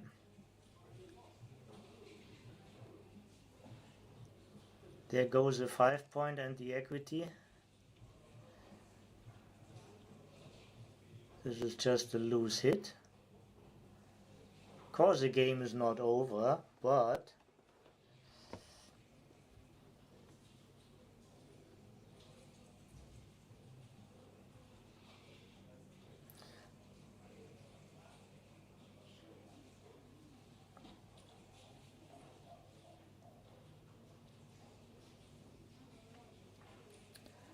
terrible moment to dance.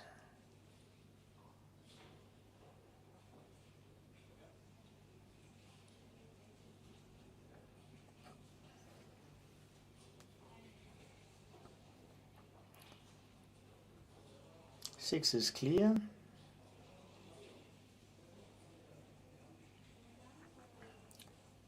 Ralph of course wants to build his prime from the back. This is the safest way in this position. But he can't create a new builder. So this is the most logic move. 15-10.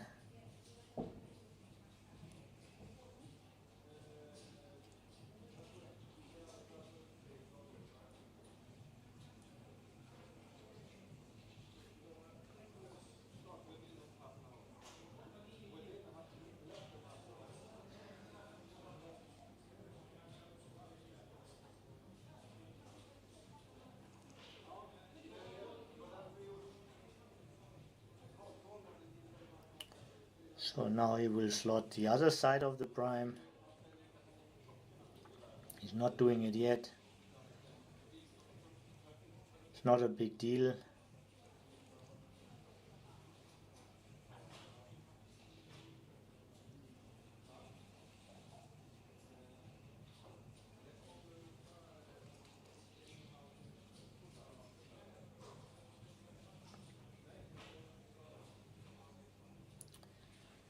Very interesting number for the spectators. Very nasty for Rolf.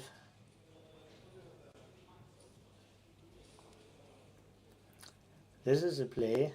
You still want to catch the blot on this 3-point. Klaus is looking deep into the position. Yeah, it was legal. Double 1 and 2-6. 2-4 is still good. Of course, hitting has a risk, but you do want it because you can't win without. And this is a big swing for Klaus. Huge swing for Klaus' favor. And just if it wasn't happened. Yeah. Now Ralph is not shy at all. Wide open game. With every hit Klaus makes now, he just controls more the quadrants. And this is also the fastest way for a quick closeout.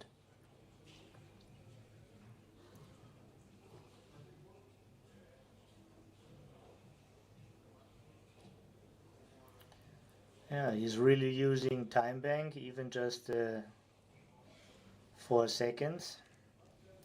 28 numbers to cover.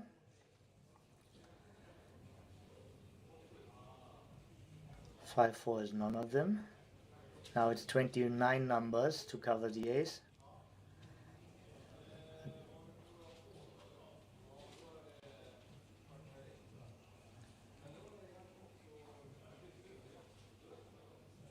Take it off. You want to fight for the gammon, especially when your opponent has hardly a board.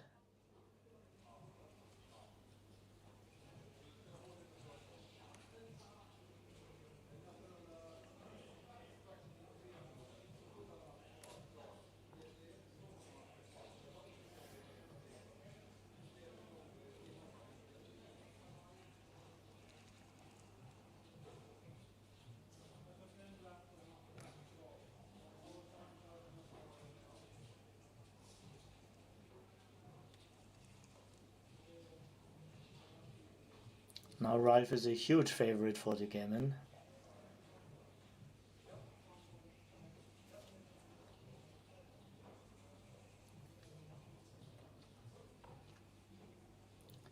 Wait, he played 2 4s. You're cheating yourself. Klaus, you have a fair opponent. Ralph corrected him.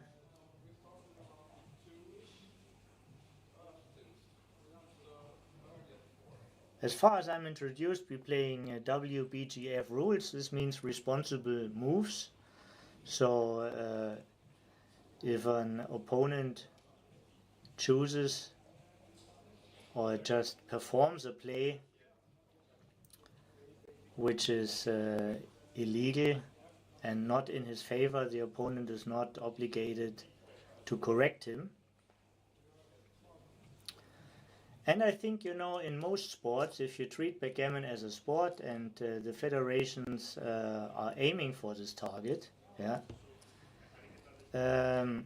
awareness, fitness, reaction, this is part of all the sports. So responding to the facts, recognition of the facts. This is also what responsible moves mean for me. Yeah, I mean, nobody in a drag race, nobody in 100 meters, no sprinter would correct his opponent if he had his shoe lashes the wrong way, you know. So that's maybe similar in a way, or a way at least of seeing it. And a second way of seeing it, if you can't enforce a rule, it's questionable to make a rule.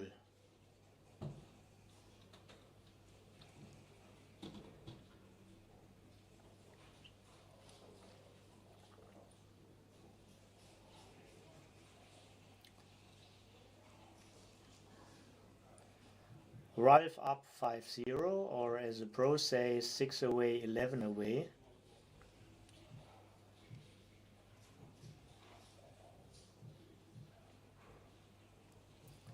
These kind of scores, he's happy to have an anchor, maintaining equity for a long time.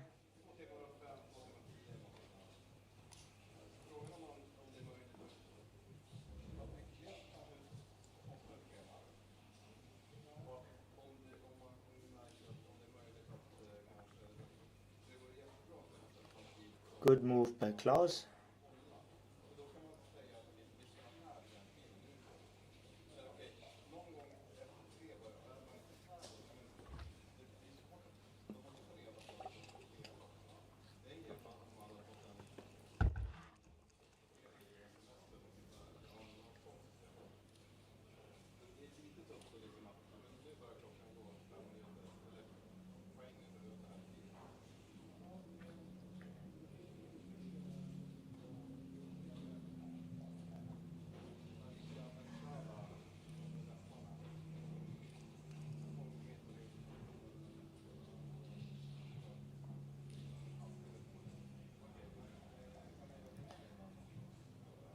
Klaus will double either then when Ralph leaves with one checker, or he will double when he is enough up in the race, but this option is not so likely.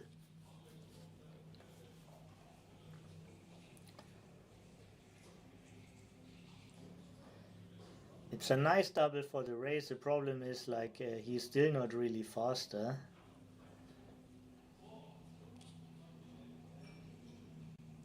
Also not so much slower. Still a little bit. But Klaus should have considered maybe to slot the 3 instead of putting the third man on the ace.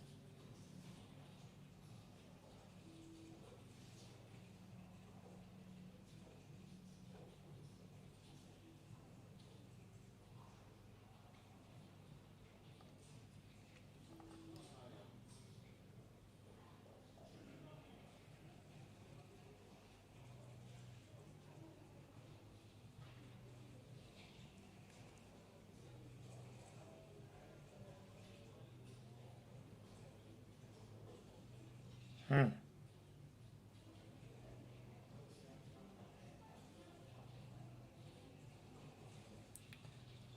A lot of wasted pips for Ralph, but he's still up.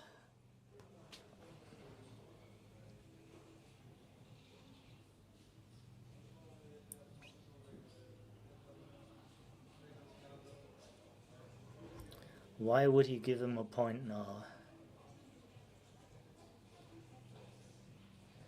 He's probably getting more chances for jokers because Klaus has a flat position and maybe has to tear down one of his points.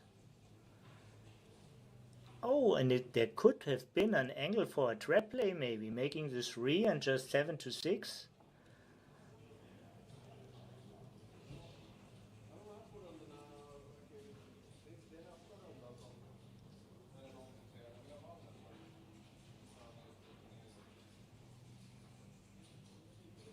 This is a moment for the hit. The question is just how. Yeah. Might be the top choice. Hitting and making a point. That's also good, but this battle you can lose. You have the weaker board. I mean, you lose both battles, but now you have the same board strength. And now Klaus is a huge favorite. Small game and chances on top. Yeah, hitting and making the 2. Game and chances increasing, winning chances increasing. Ralph needs a 4, he gets a 4. This would be still too good from the roof. But the cube is already given, so this is irrelevant now. But if the cube was centered, this would have been still too good.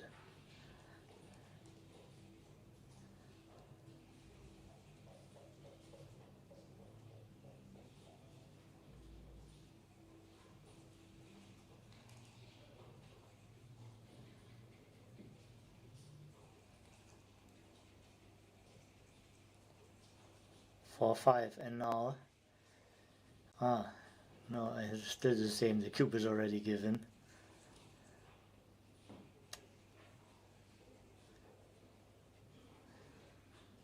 This could be one of his worst entering numbers, actually, because he loses the field coverage and can't hit. Yeah. Looks like the most reasonable alternative.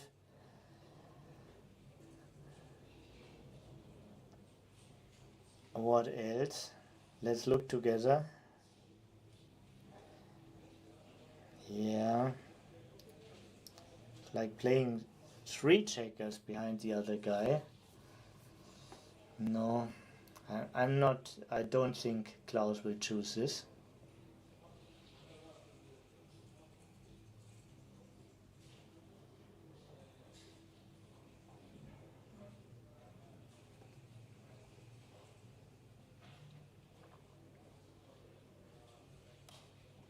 Yeah, well played. Good thought, well played.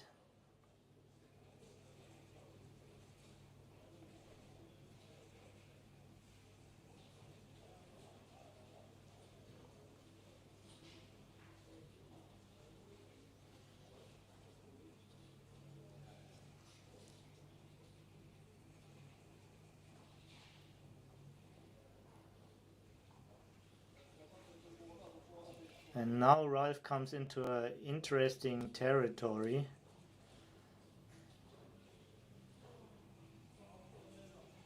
How close is he to the doubling window? Is he standing right in front of it? I doubt it. The window is not that open.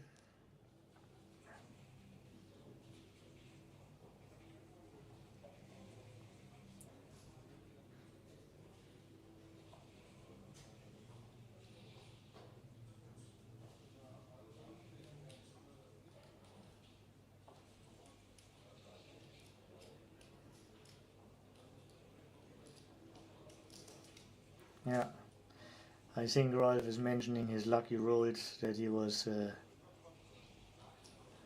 very lucky to get in earlier on the harder board.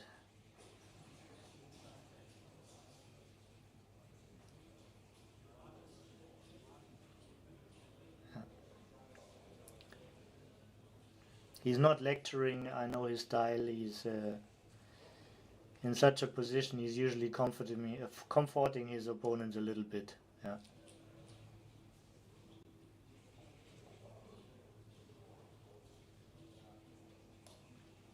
Ralf comes from the north of Germany, the Hanse city Lübeck, and he spent a long time of his youth in Denmark.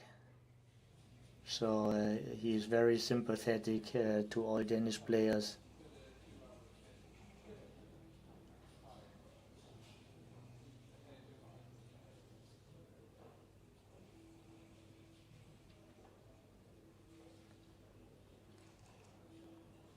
This is a nice early, somehow early double. Of course, he has a strong position, but also he is 7 points up, 4 away, 11 away. Yeah, Klaus has to take something and just rolled his worst.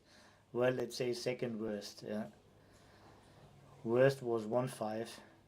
2-5 is second worst. It's far worse than dancing. His most important asset was his 6 point. He's not owning it anymore. He got it back, luckily.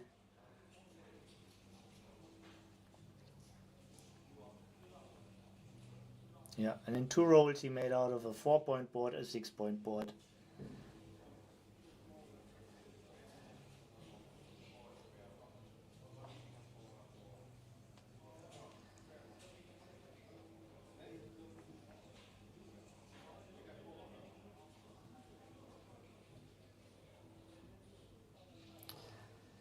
Even though you're down a lot, you also have to think about saving gammons here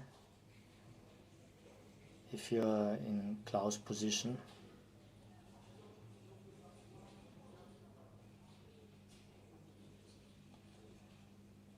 So, of course, you still want to win this game,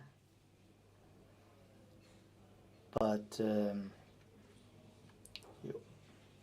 it's also some value to be able to play more games.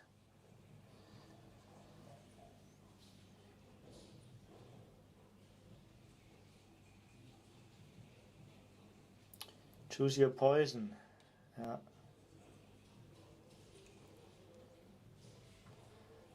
Not easy to give advice here.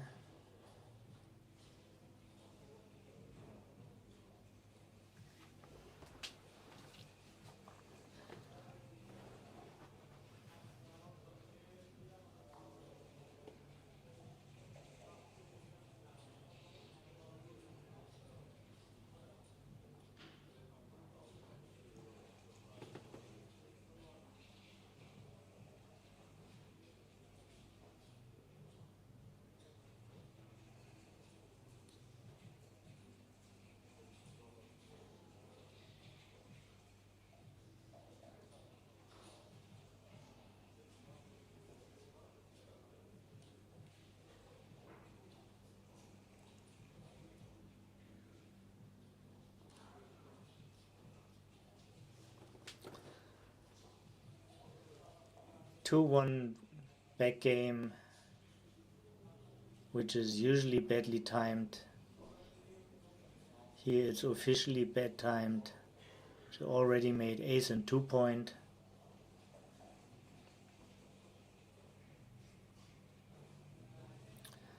Bringing both in to kill 6s or just slot the 3-point.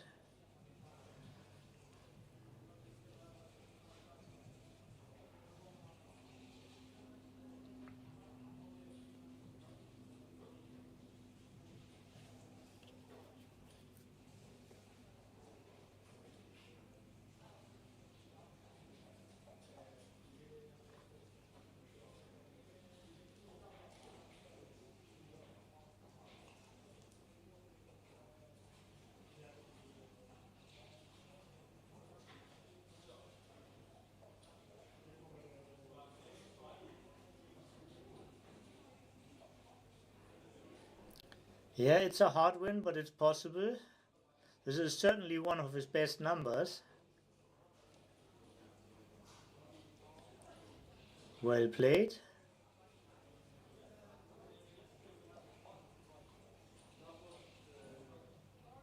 Ace is great. Of course, wide open.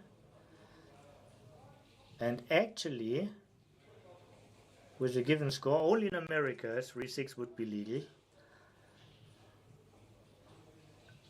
Here it's cocked dice.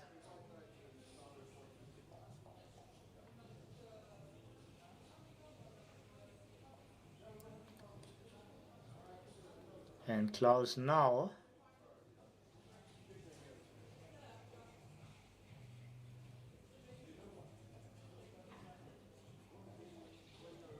how do you want to make your points?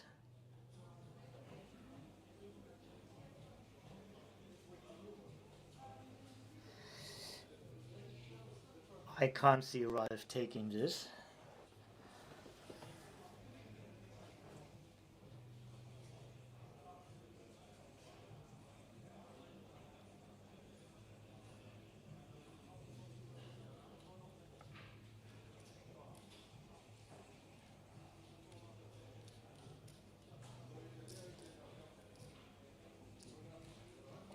Now he's going back in his mind. Was there a move I could have changed? But it was just the sequence double six and then another 6 out and closing, and yeah, he's already over it. We have a new game, new position.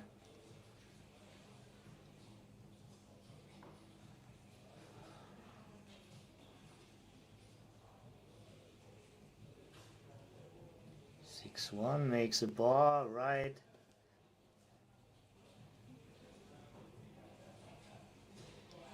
Evenish equity, not a beautiful number. Well, didn't see the hit so fast. A lot of returns, all returns missed. This roll was, Ralph's roll was certainly equity up for Klaus.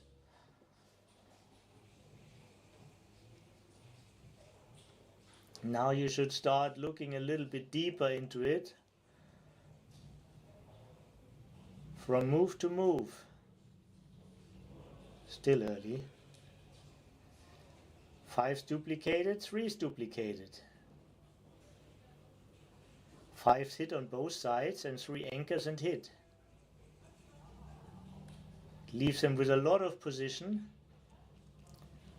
This is also quite some shots. It's like 4 and 15, 19 numbers. It's not such a big difference shot-wise, but it worked out his plan.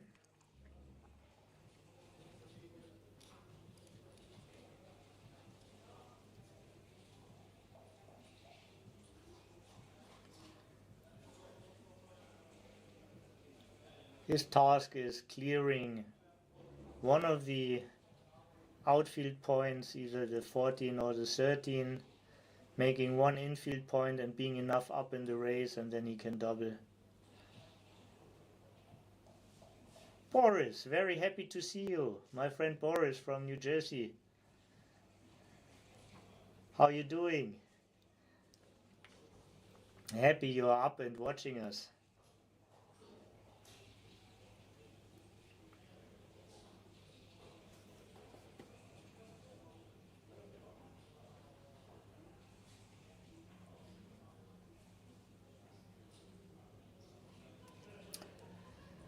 Yeah, at 4-way score, still with the lead.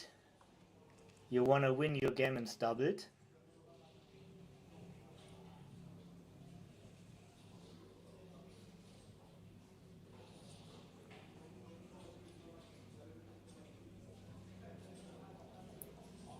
Not sure if it was a perfect conclusion, but I understand the thinking behind it.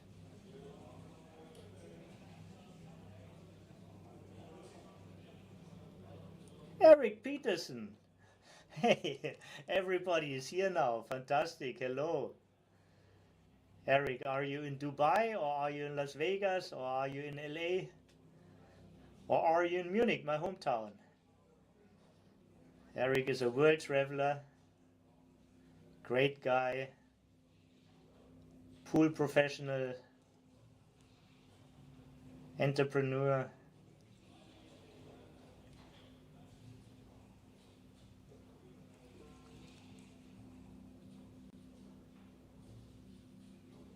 Bill! Now really everybody is here. This is a good time to broadcast. Yeah. So, back to the game.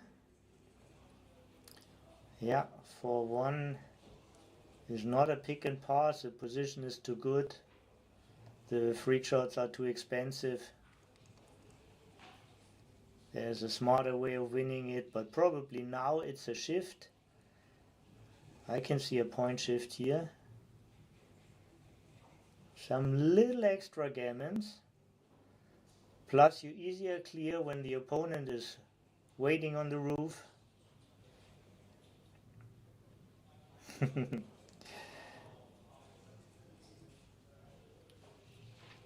Talking about Dubai, Eric, Patrick Gibili just sent me a message and it's released and confirmed. The flyer is out for Dubai.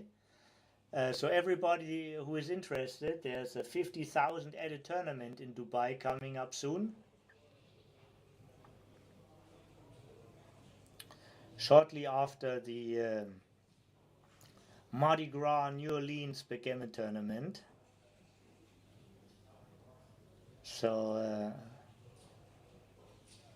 fly with us from New Orleans to Dubai. And Bill was perfectly right. The scoreboard is a AP Mardi Gras scoreboard. I just yesterday it appeared to me black instead of purple. The light is not perfect in condition. Okay, Ralph chose differently. He didn't switch, and if he chose so, he's usually very strong in these positions. It's either the same equity or his move is better. I don't want to bet against him.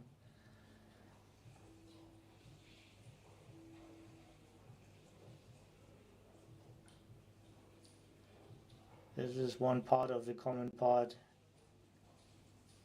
Playing a guy from 10 to 4 is also a common part.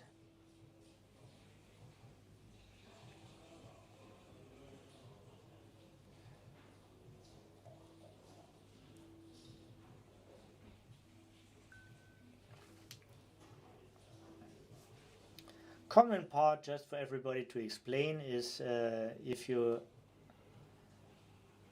play one of the two numbers or one of the four options of the double in all the winning variations. Yeah, usually when you have to make a decision, you narrow it down to two decisions if you have multiple. Yeah, and then you look, do the plays have a common part? Yeah, and then it's easier to visualize what is the difference between the plays and for what play you want to decide.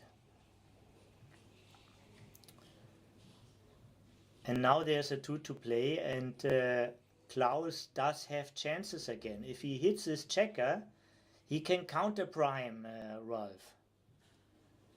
He has a good counter prime position, and he can also save a lot of gammons by entering.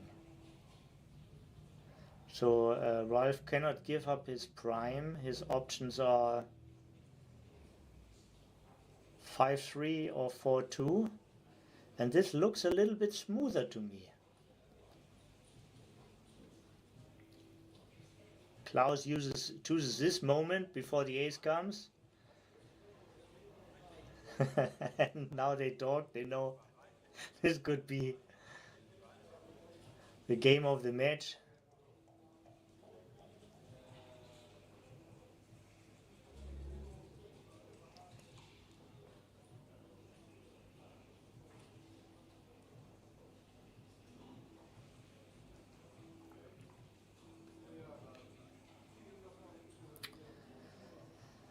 Ralph will play super safe now. The safest win if Klaus comes in, so clearing the 6 is an option. This is super safe because there's no blotting number. But again, the question is, when is the point where you want to open? Yeah. So he basically chooses option 1, getting lucky here. This is a waterproof position for at least 2 rolls. And Klaus is in and the game is over. Yeah. Gus Hansen used always this impression, tanks against men. Yeah. Männer gegen Panzer. Yeah, when somebody's just rolling over them. This was, he formed this, was out of TV in '89 with the Tiananmen Square when the 101st Army came over, the demonstrators. Panzer gegen Männer. Yeah.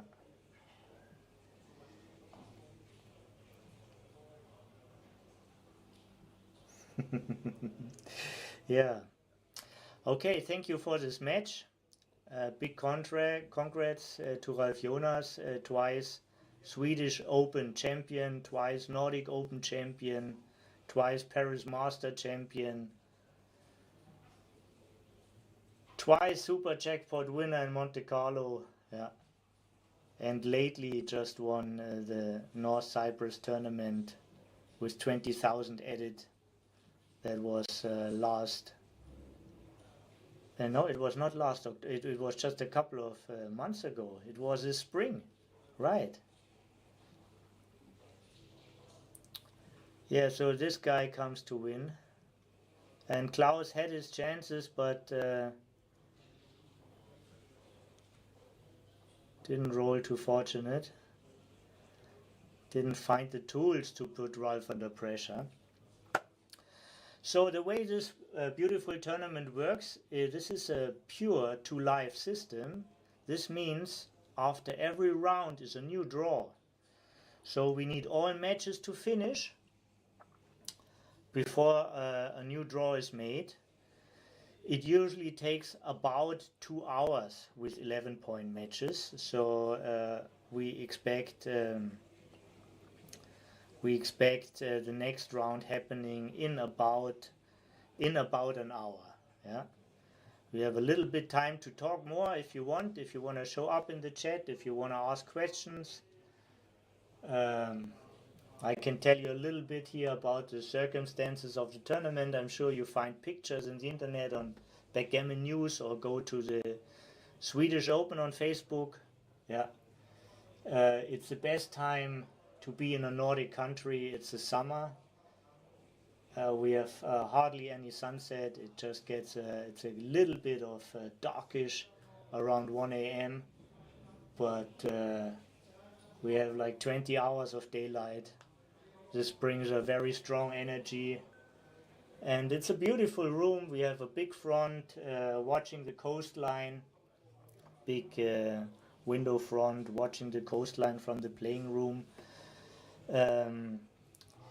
It has a very familiar atmosphere. It's a little bit like the Nordic Open felt like 5, 10, 20 years ago. Yeah, many volunteers, very friendly, very personal touch, and nevertheless it has a very long tradition.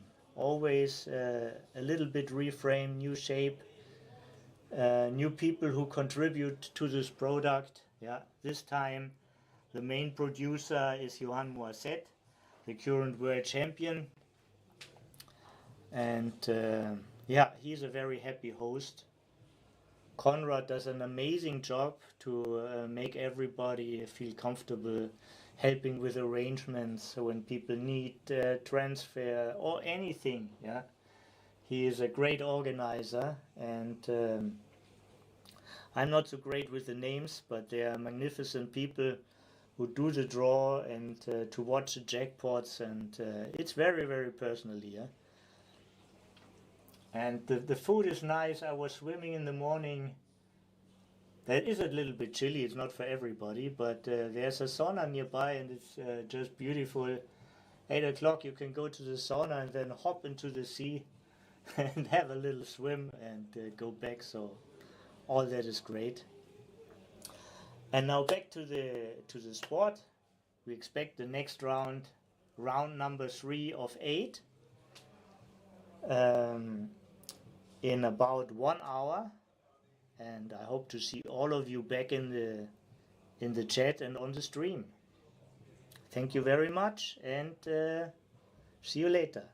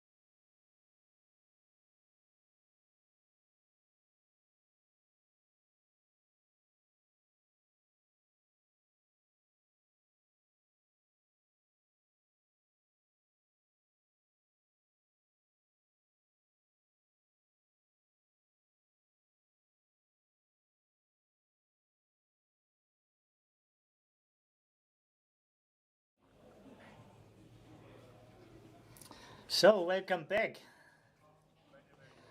And for all the new people and for all the Swedish spectators, welcome to Sverige.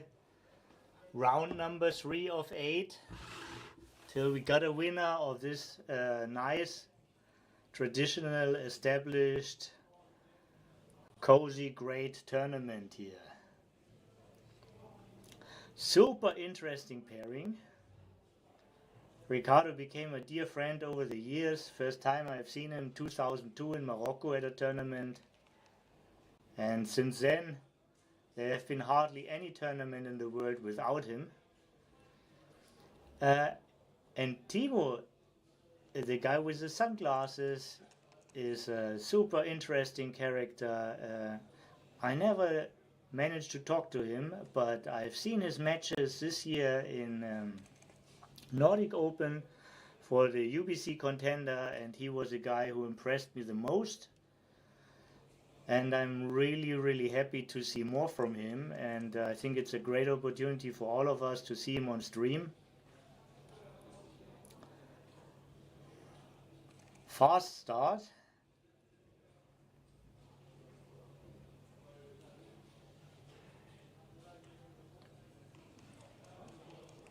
Evenish.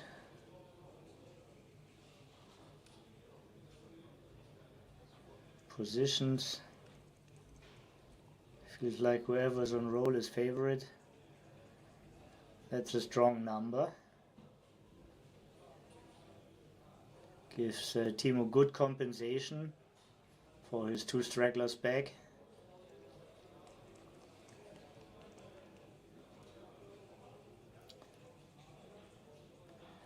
Ricardo plays a very natural game of strength and power. It's based on the thinking, what's most nasty to my opponent, what I wouldn't like most. He's not one of these computer nerds. He's always interested in a move. He's always interested in reasoning. But he has his own neural network. It's called a brain, and he did manage to get into the finals of Monaco around maybe 2016. Not really sure, but somewhere around. He managed to get, like in this year, like it felt like in 20 more finals. Unfortunately, the luck always left him there.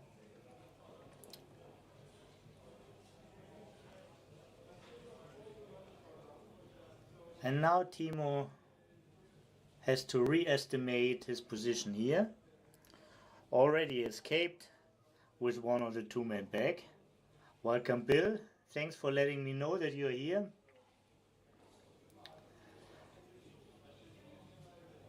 And this is a strong double. And Ricardo used the time efficiently to make up his mind about the position and gave it a pass.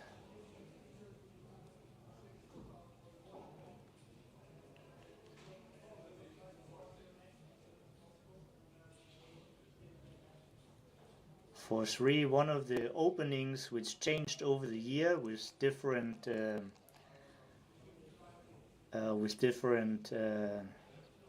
engines, with different AI.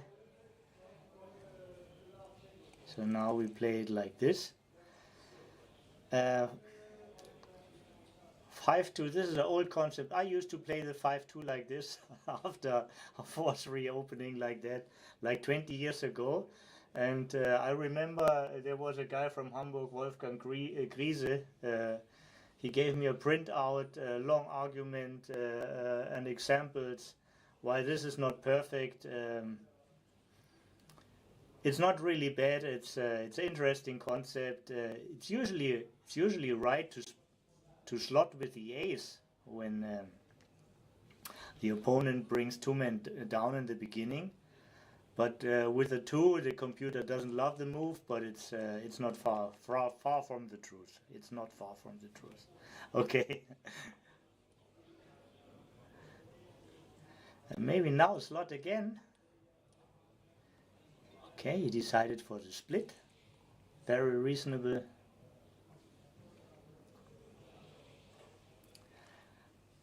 Toddy from Lübeck. Hello. Very happy to see you. Great guy from my home country, Germany. Good spirit. Happy player.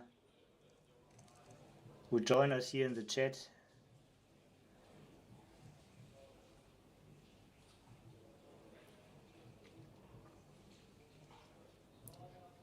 For 3 pointing. Whenever you extend your prime, you want to make the next point or the next best point. So 3 point was reasonable. 5-2 was a good return. 3-6 is a great return. Upper hand is again with Timo. Ricardo is trying to make a bar point anchor.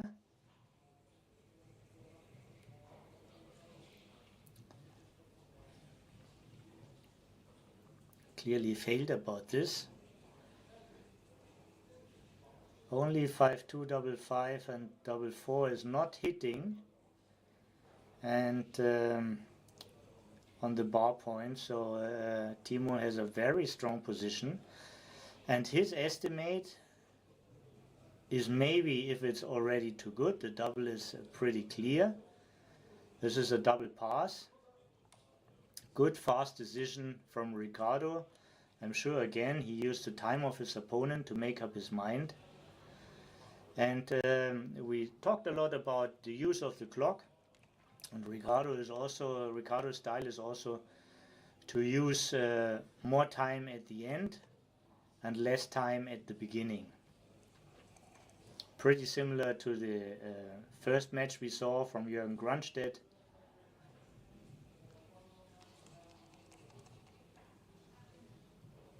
(4-1) opening is right at DMP, and with this score it's about evenish. This is choice opening.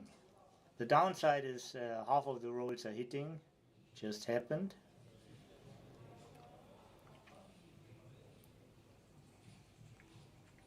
Jürgen, great to see you back again. For everybody, please, if you come to the chat, say hello. It's so nice, you know, to see you talk to people.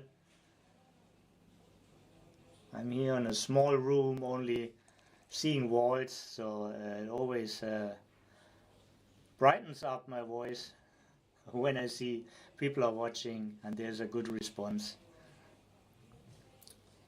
Double 5, and again Timo is in the driving seat. 2 points up.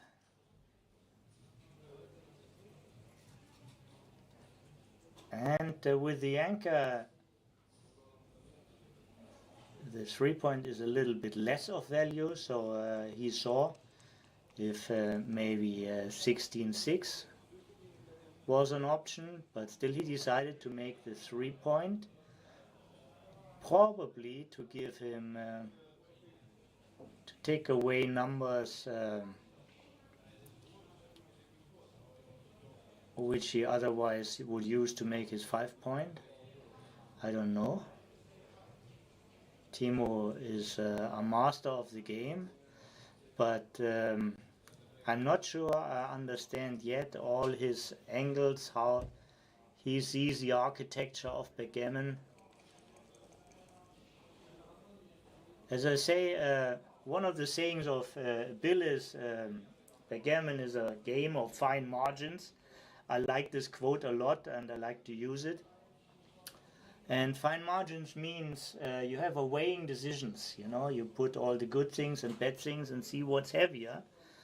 But for that you need a stand, you need a safe and even stand, and everybody has a different architecture for their stand.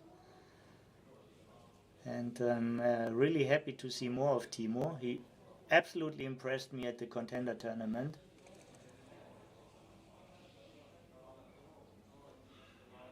This is really a killer roll. And against the double anchor, it's reasonable.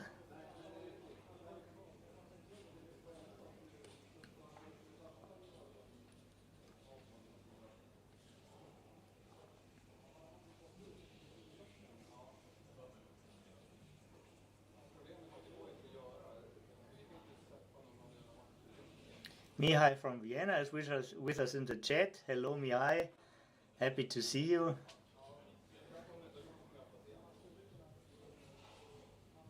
One of the strong upcoming players from Austria.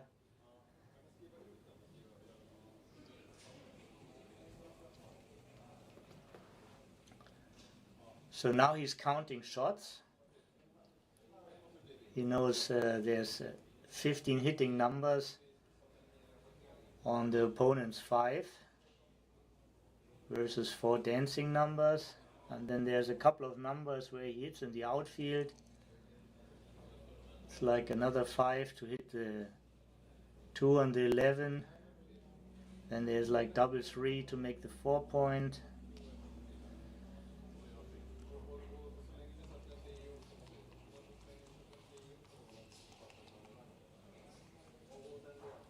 Double hit was certainly very strong, but Ricardo managed to stay in this game by hitting back.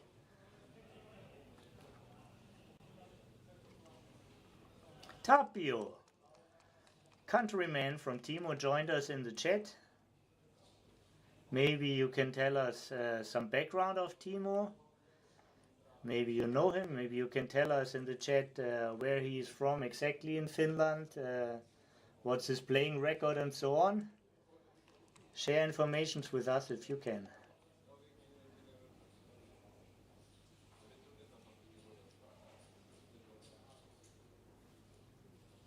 One 5. This is top choice. Ricardo has an amazing treasure of experience. I think nobody played more tournaments in the last 20 years than he did. Must have been easily 300 to 400 tournaments he played. So that's a treasure of experience.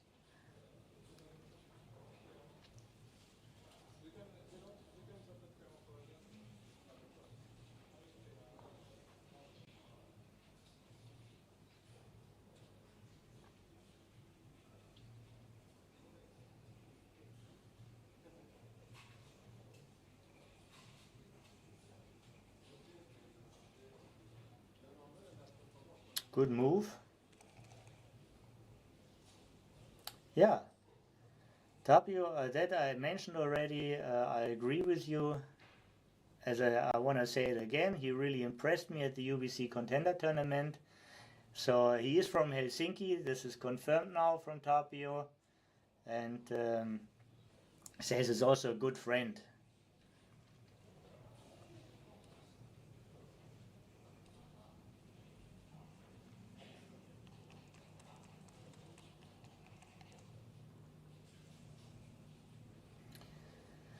Yeah, this is what we saw from him so far.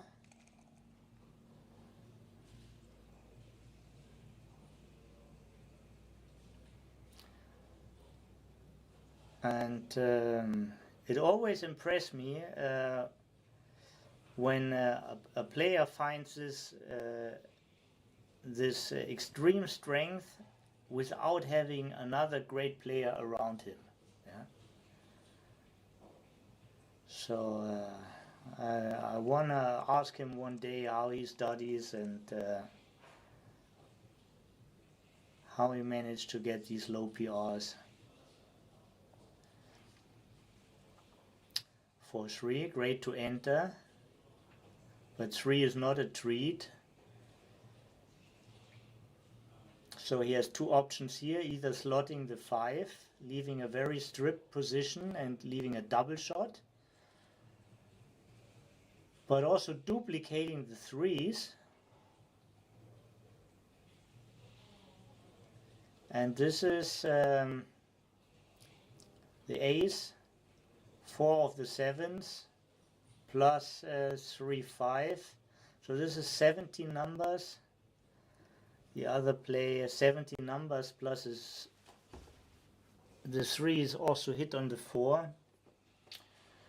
Not so easy, but it looks a little bit smoother to play from this position. I think Ricardo made a good choice.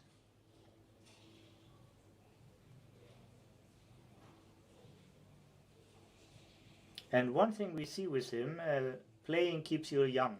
Yeah, he hasn't aged in the past 20 years.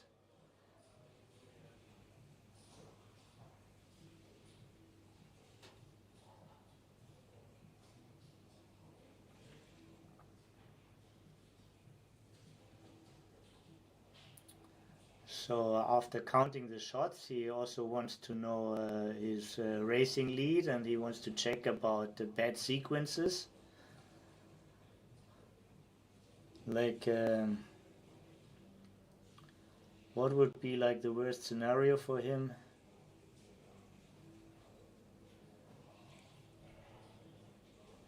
Not really sure. Certainly a lot of numbers where he could hit, he doesn't have to hit loose in his home board. There are numbers like 5-4 or several 3s are good the other way also. Ah, that's a good insight. Thank you, Tapio. So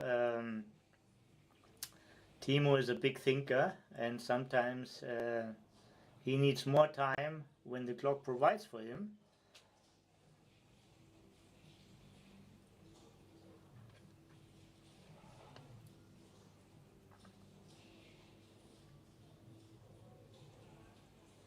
So far his handling of the time is very well.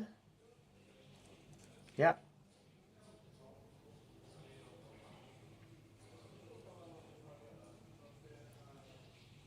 Very strong roll. And the other 3s are not that difficult. I think so. I would jump right into the slot on the 10.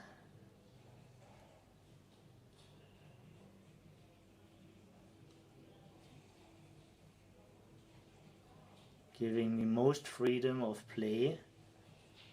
This is at least my interpretation.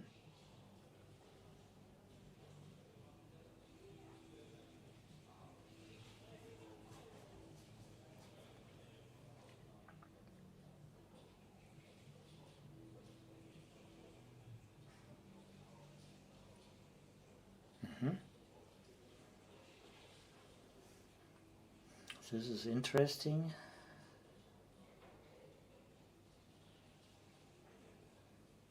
So here is blots protecting blots. Whenever Ricardo would hit one of these blots with entering, he would spread several reshots. And so since all his points are stripped, it's not so easy for him to hit at all. But the negative of the strip situation also works for Timo if he's not providing shots, maybe.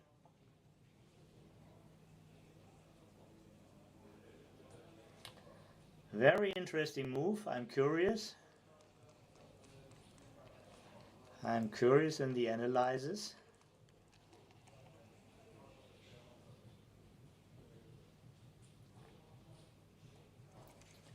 And I'm curious, oh, he's rolling on, so this is a too good in his idea.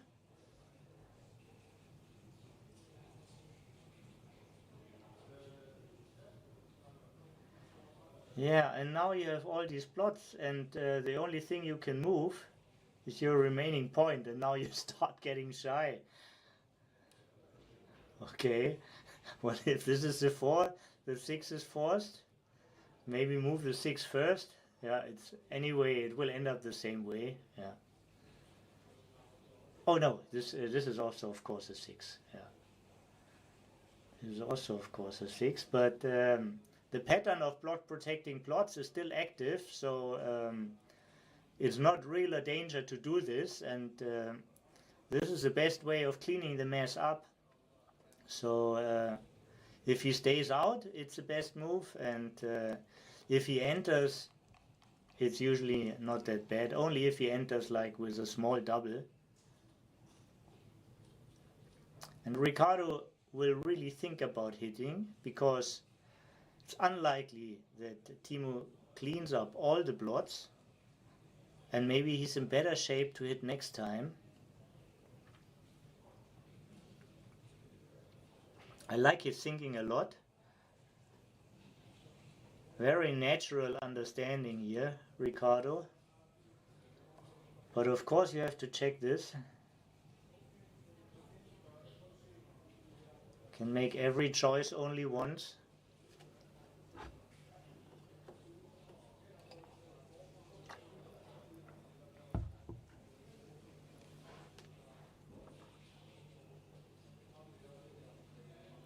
Let's see what Timo does. He still has access to the cube.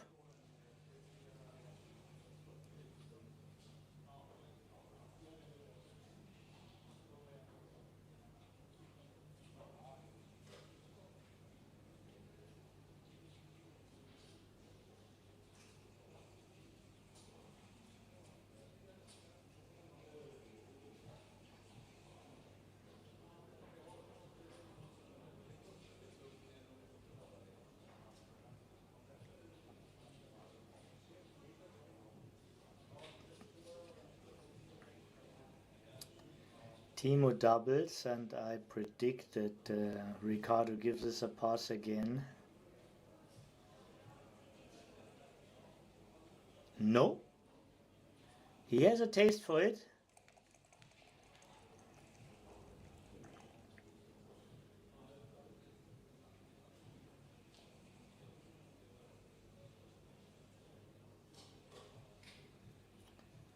Four is a very happy number for Timo.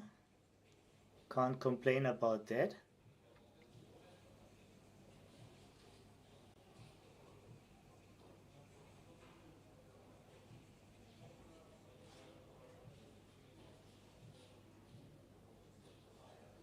Real big swing on the next roll. I like he cleans it up, because the double hits, and now there are really many, they hurt him a lot.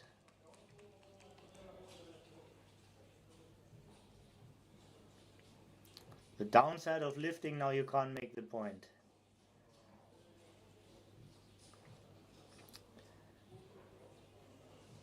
If he hadn't lived, there were like 8 numbers making this point. Now there are no numbers making the 2 point. And we had this in the last match, the phantom deuce point, or the surprise point, as they say in Switzerland, is always leaves always some equity for the guy on the roof.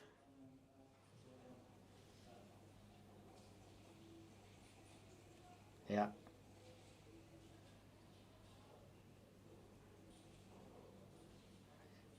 There's one other option, moving a guy into the 6 and going from 15 to remake your midpoint.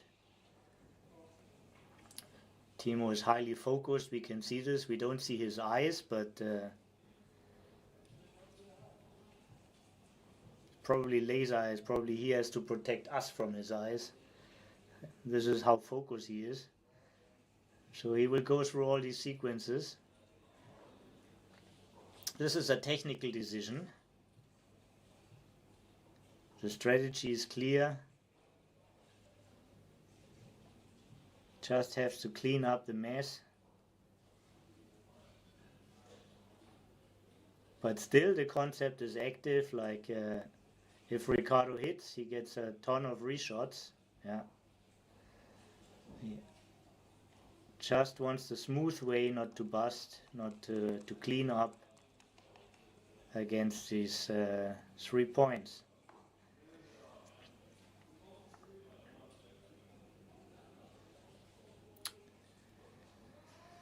Two 6, yeah.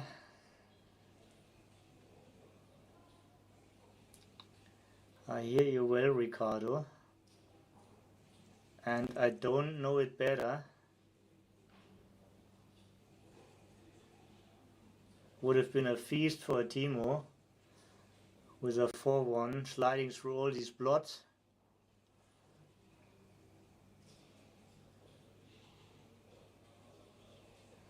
He even considered the banana split, but he is not in such a position. He is neither desperate at all, nor is Ricardo's position so bad that he can't afford it.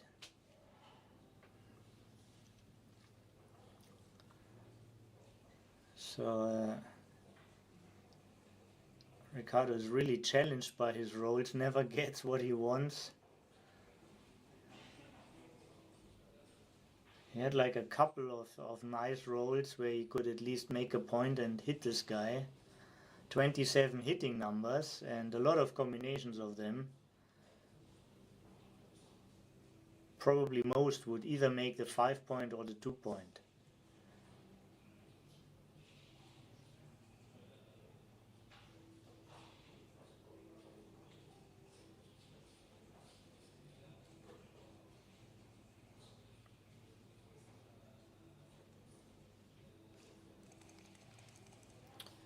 Yeah. Now there is this number leaves probably a shot. Not necessarily. Of course, there is a play where you put you give up your 6-point and put them all on the ace. But Timo is not a player who does this. Yeah, he sees it, he checks it, he won't do it.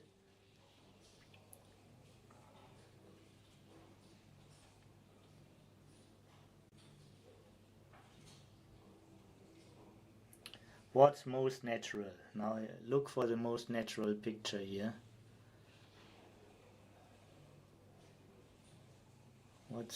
Yeah. This looks to me most natural.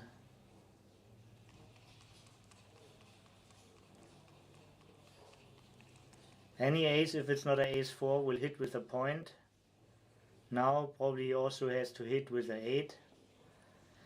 And with 5-4 he just basically resigns, but says this is not a gammon.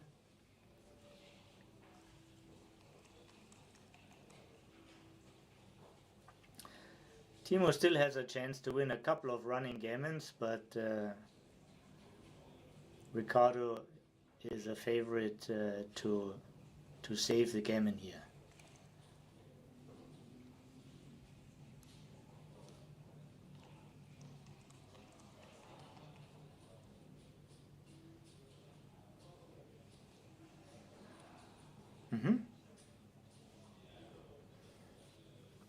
Effective way of doing 2 crossovers. Also effective way of doing 2 crossovers is play to the 9 and to the 11, covering all the outfield points.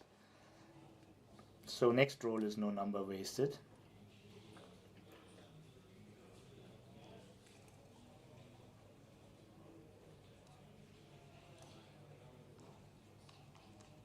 Timo needs a big double to win a gammon here.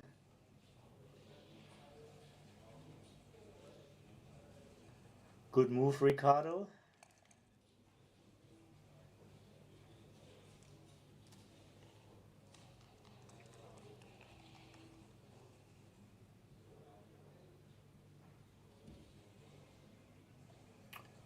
Oh, pretty impressive, Tapio tells us.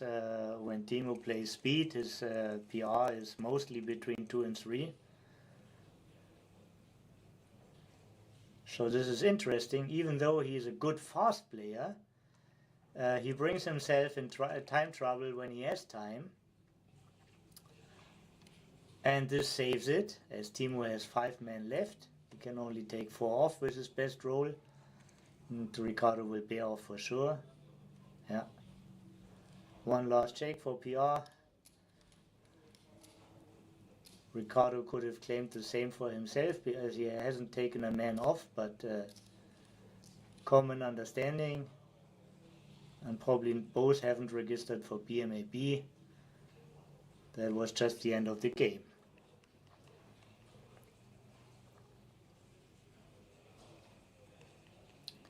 Second Finnish player on the stream. So the Finnish community is getting bigger and bigger.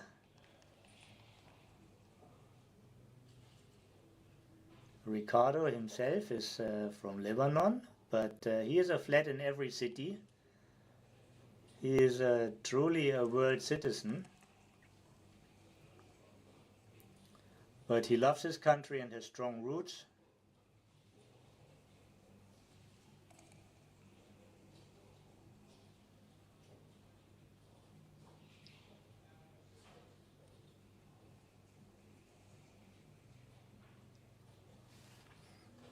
All regular so far. Again, Timo caught the better start, but all these things this doesn't impress Ricardo. He has been in such positions before. He has been more down and caught up. He is focused and know what's coming or can come.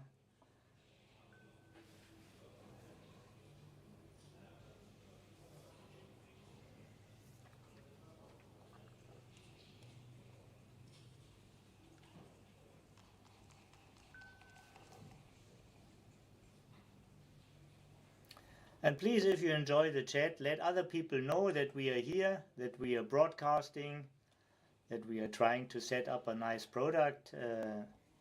Watchers are always good, and when you come to the chat, please say also hello. And well, if you come to the stream, please also say hello in the chat.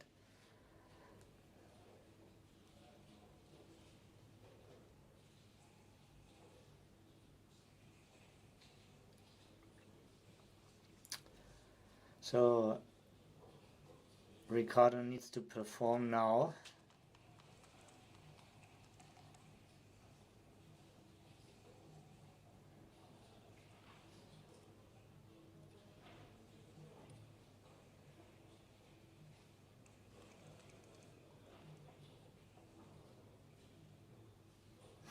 Yeah.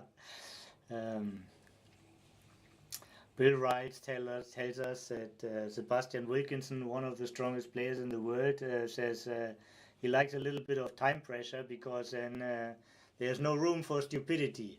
He has to play like just a clean, focused game. Yeah, but this works if you're all set up. You know, when your scale is well calibrated, you know you can play fast and well. But once something brings you out of rhythm, you need time to get back into it. Yeah. Mop Up is here. San Francisco Bay Area, one of the nicest places in the world. Yeah. Fantastic. Around the globe, the people are watching.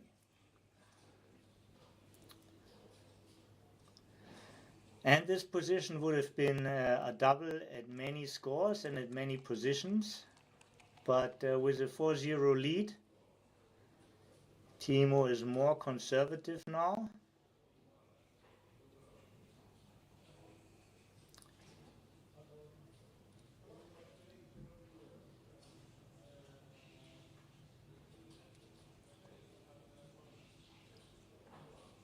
On the other hand, it's always good to have a strategy. When do you want to shoot your bullet? You can turn the cube only once when you want to do it. When is it most effective? When does it bring the most equity?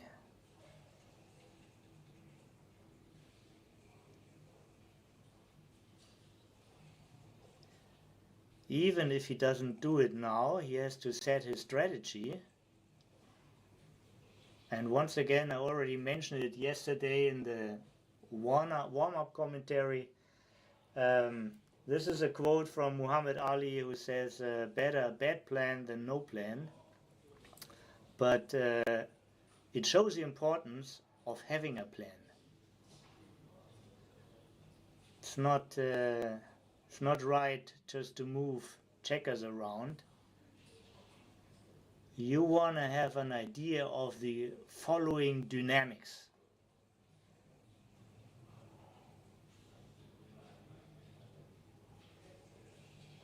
Backgammon is not only the game of fine margins, it's also a high dynamic game. Average game of backgammon has like 16 sequences, and most of the time half of it is pair off. So you better pay attention. Positions are moving quick. And a plan helps a lot. Mary Hickey and together with Marty Storer wrote a book about it. What's your game plan? Great book. It's a big recommendation to read it if you haven't yet. I miss her. I hope she soon shows up again at tournaments. I haven't seen her for a while. She was winning tournaments already 30 years ago.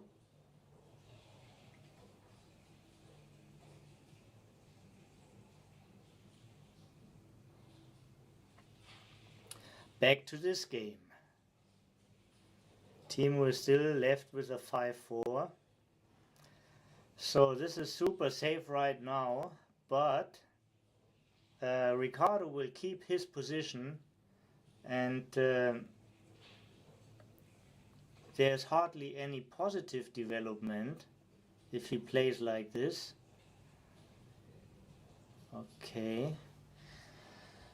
Yeah, the downside is here, there's a 1, but if the 1 is not happening, Timo can improve way better. And the 1 is not terrible because Timo still has the 5-point anchor. Gives him timing. He has no number to reach any of these outfield checkers. He has 1 roll double 2 to make a full prime. Can't double on that. Overall, of course, a way stronger position.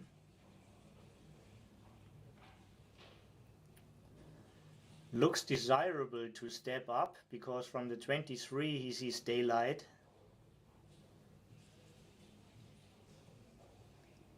Looks desirable to bring a man from the 7 to the 6.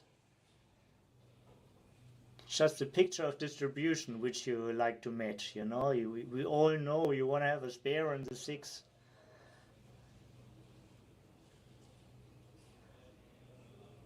It's a little bit highlighted in the first book of the openings of Bill Roberti, one of the great writers, that the third man on the 6 is a asset, but he didn't highlight it in late positions. He highlighted it in early positions. It's still true here.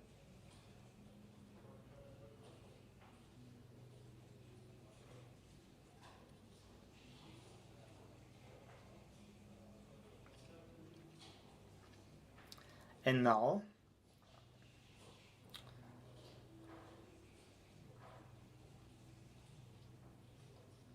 five of the 6 8s hits, plus 6 5 also hits. 7 numbers are hitting. Full prime he gets with double 1 and 3 1. Means 10 great rolls.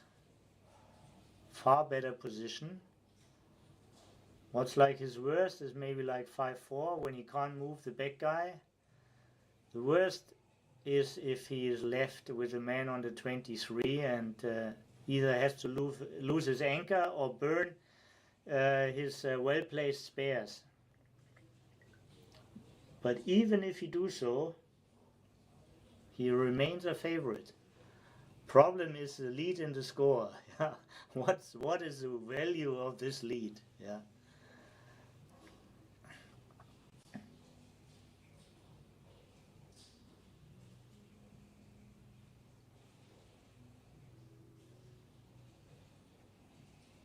One thing for the spectators, I mean, Timo is looking towards the window side, but he's really not blinded. I think it's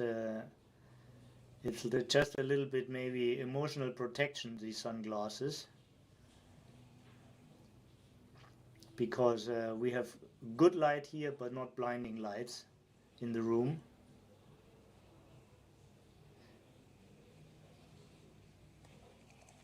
Yeah, 2 is not bad, but not really a great number.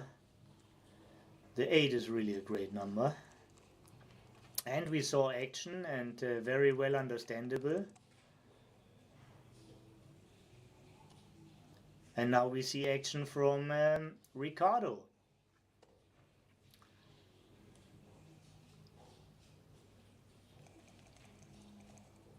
Big shake. 1-3 is very strong.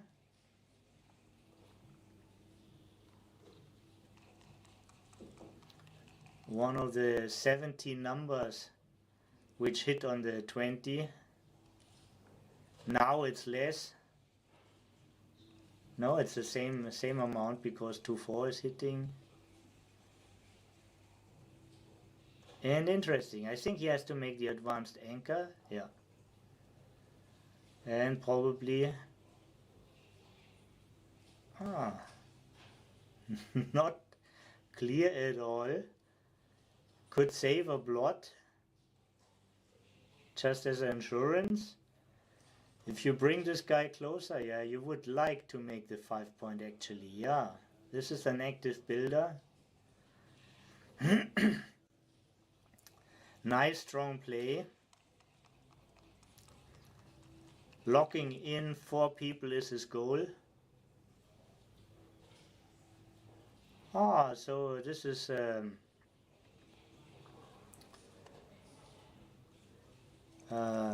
fashion status. This is of him. Fashion status when. I remember 99, I wear sunglasses for playing the Nordic Open. And at the time I've seen no other player doing this. And but most of the time it's too dark in the in the tournament rooms for sunglasses, in my taste.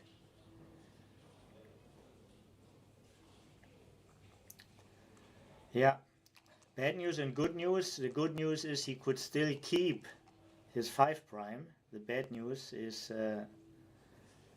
he had to bust his bar point.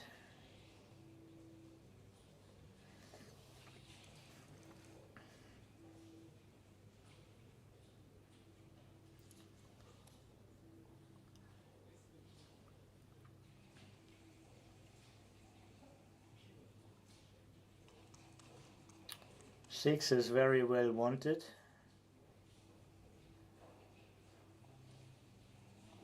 4 is the worst number because forces him to put a guy on the ace. No other number does this. 5 is good, 6 is good, 6 goes out, 5 is killed, 3s, 2s and 1s slot the 2 point. The 4 is terrible, he rolled it twice. And this time it's gonna be a little bit harder to save the gammon.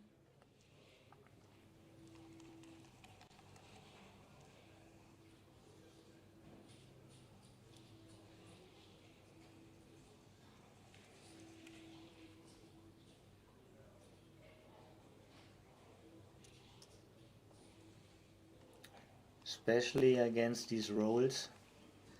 Come on, Ricardo, get out.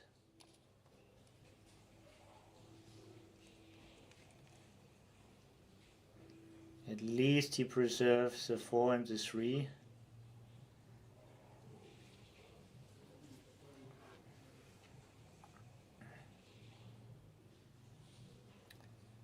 This looks like the safest option for Timo, even though he is odd in the rear. There's no double blotting number, and this is the only thing he has to keep a little bit in his eye. 2 is clear and 1 from the back.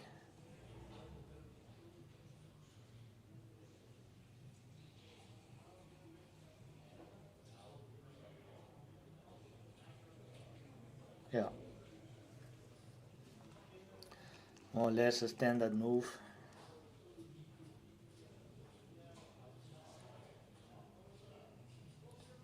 But sometimes it's good to have a second look. Small details could change the decision. He saw if anything raises awareness in him, but just a regular ace.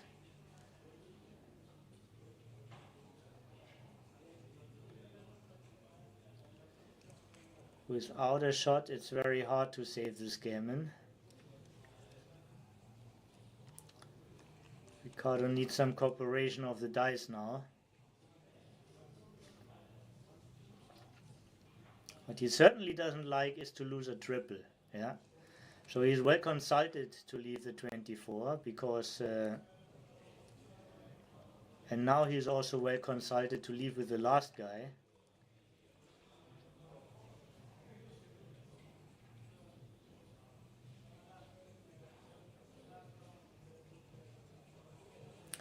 There are also these scenarios where Timo doesn't roll a double nor an ace, and Ricardo has suddenly a small number and is losing a BG this way. So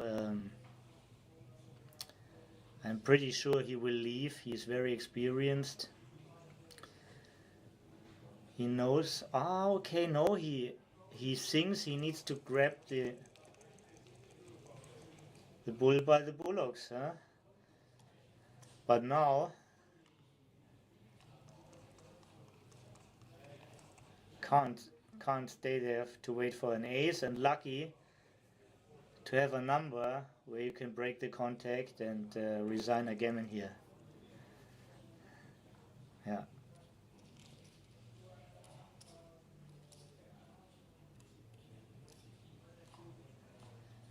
So far it looks like a one-sided match. We had one of those in the last one, where the Legion Ralph Jonas rolled over Klaus Winton. You can scroll back in the stream to watch this match. It's even though it was one-sided, it is worth watching. It had its own excitements, and of course we watch it because the decisions are interesting.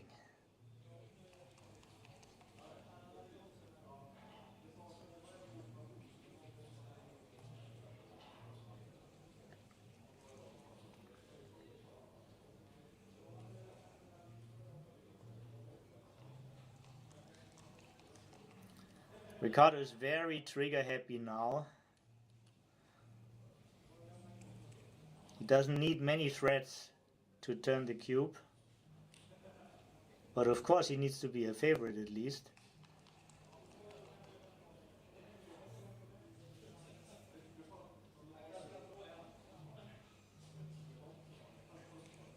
But he is a fighter and he's seen everything. There's nothing he hasn't seen, so there's nothing in him which wants to give up, you know, or he's not a guy for surrender. Already finding hope here. Yeah, Tapio, that's a good way to frame it. He rolled well in the best places. It is true, yeah, and there was a super interesting, very complex game, the second game.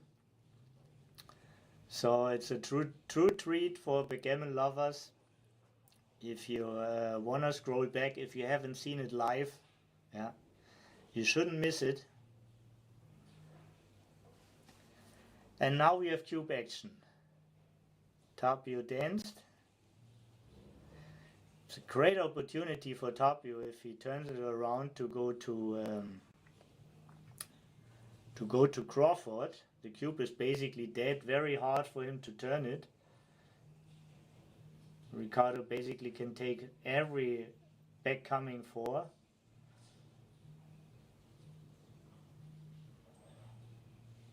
Good counterplay for Timo.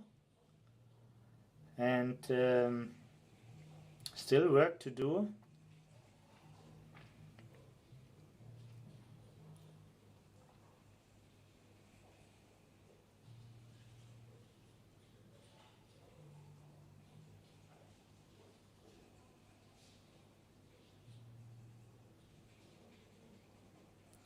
But Ricardo found a good moment, you know, to make Timo think.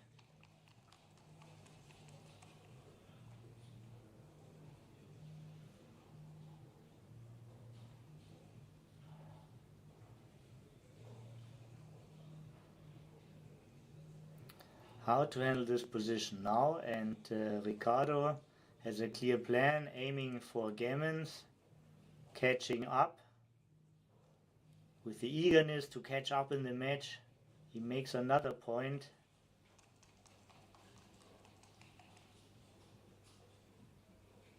I think this was the best move.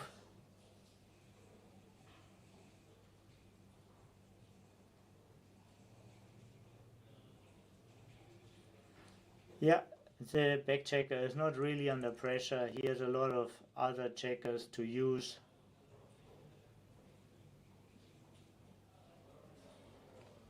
Timo just saw he could also point on him.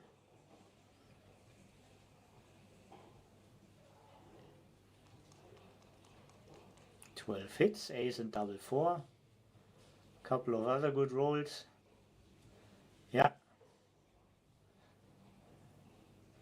You're in the stage of offense. No, he doesn't feel like it. He wants to take care of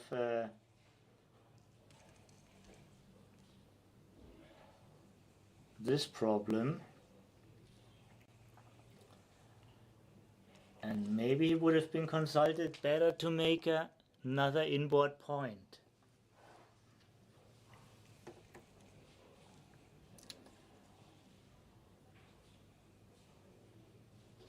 Easy for us to speak. He has his plan.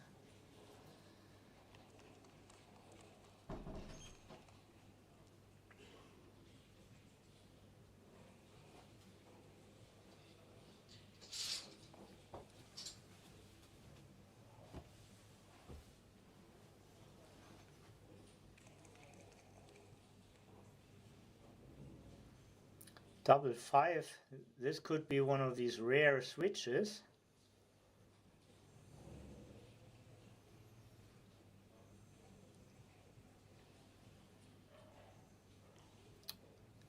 And a 6, and Ricardo would have full control of all quadrants. Well, at least for the 3 important ones.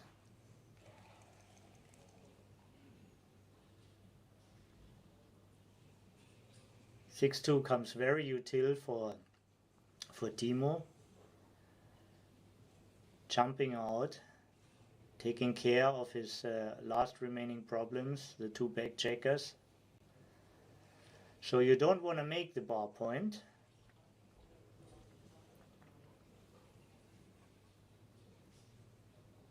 Maybe he thinks of some kind of duplication, or don't need to be linked up. Just advance to the 16.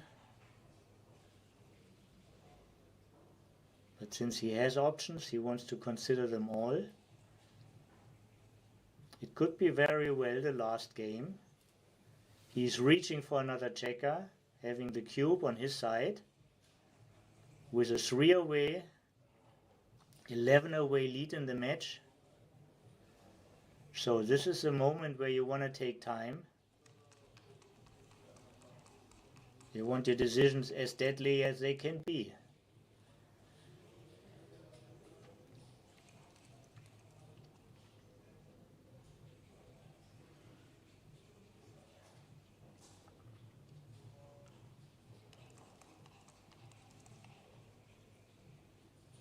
And we see the 6, so we get a little bit excitement left here.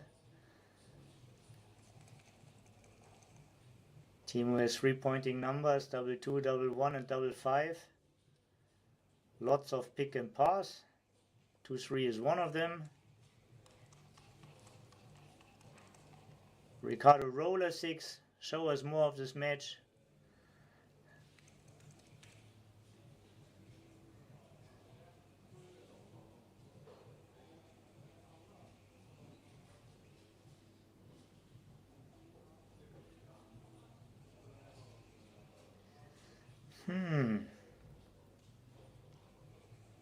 Interesting choice.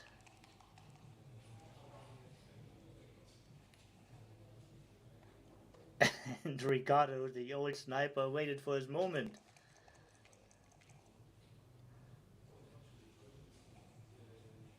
For 2, and this is the downside of putting these 2 spares from the 3 to the ace. Now you have to break your board with the 2. But who would have thought about that sequence?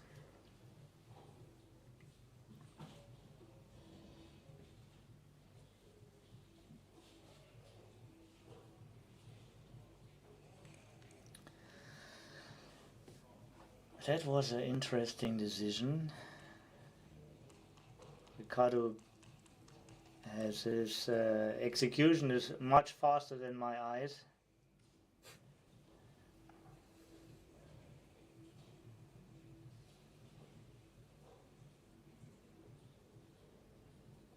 If you want to keep them all active, if you want to keep them all working, then it would be 13 to 8. This is the biggest reduction of reshots, but also he weakens his position a little bit, but he makes up for it by rolling this joker.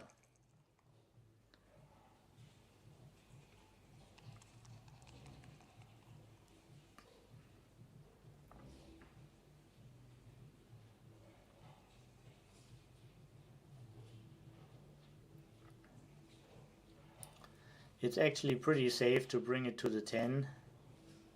Just go from the midpoint. You could also bring it in. Now at least you have more numbers making the full prime.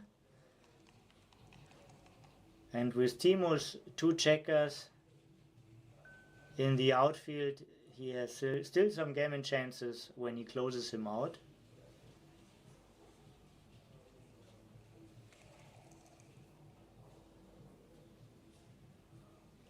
1-6, yeah.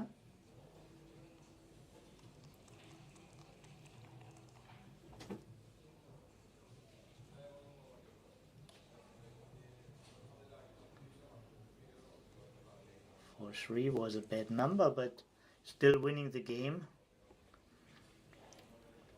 2-1 has to break contact. Yeah. No.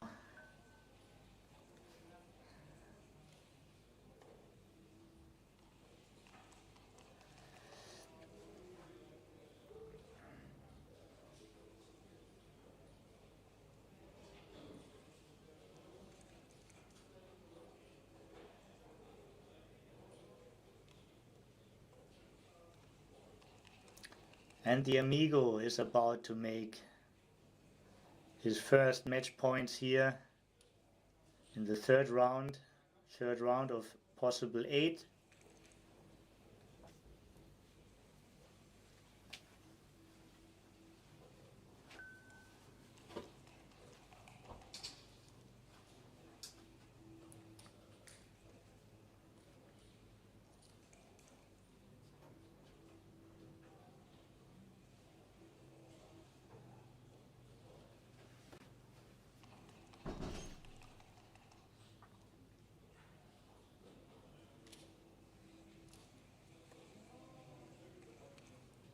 Yeah. Timo is still alive, but remaining percentages maybe a 1-digit number, lower 1-digit number now.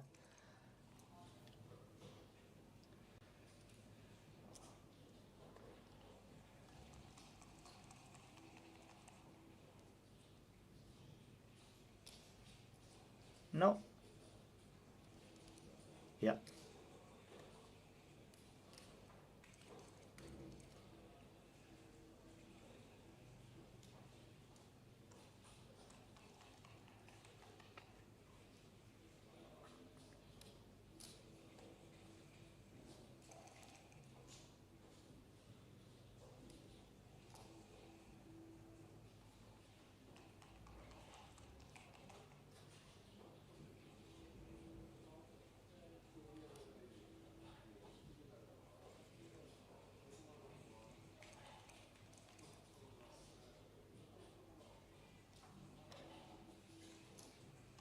You need a lot of fantasy to see the winning chances, but they are still there.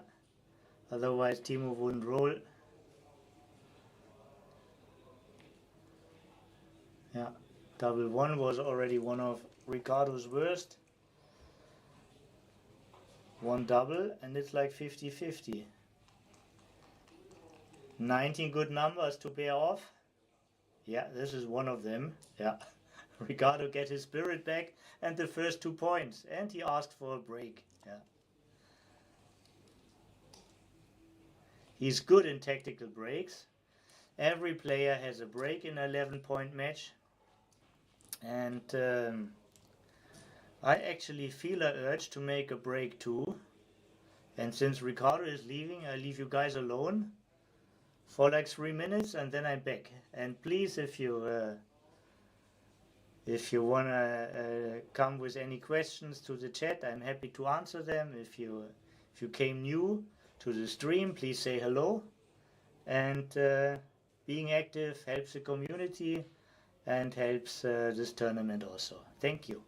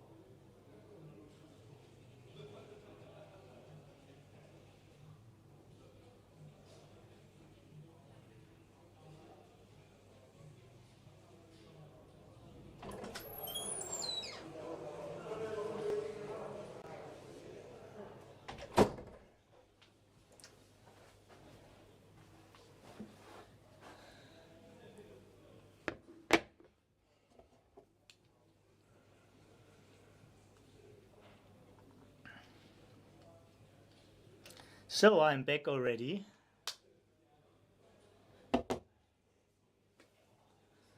On the toilet I met also Timo and Ricardo. So, these warm summer days you need to drink a lot, but then you also have to pay tribute to it.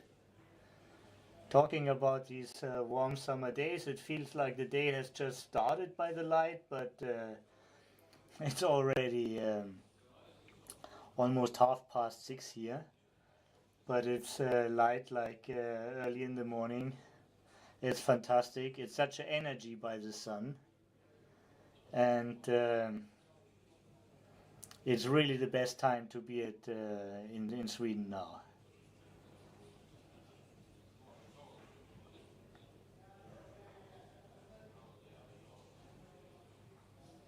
Yeah,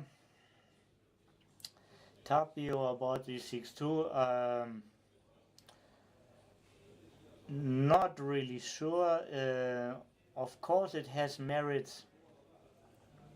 Of course, it has merits if you can link up with your next 6 to the 8, even if he enters. But I'm just not sure. Yeah, and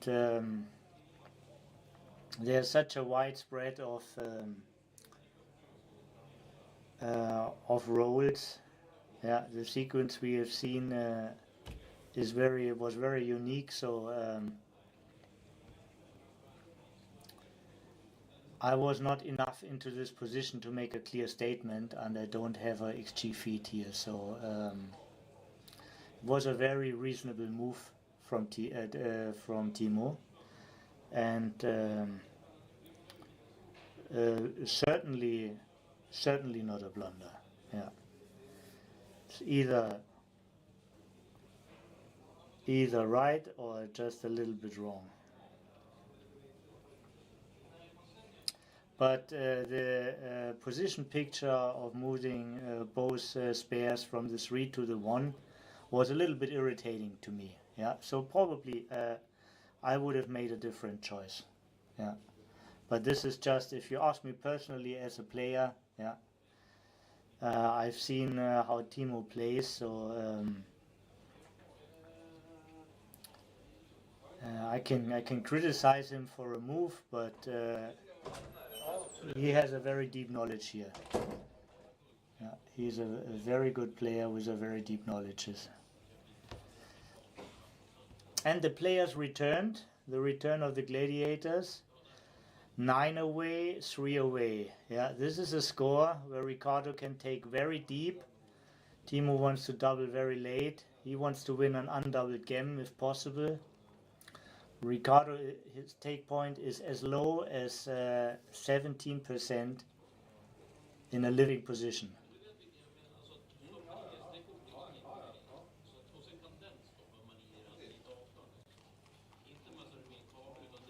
6-5, 5-3. Small edge for Ricardo.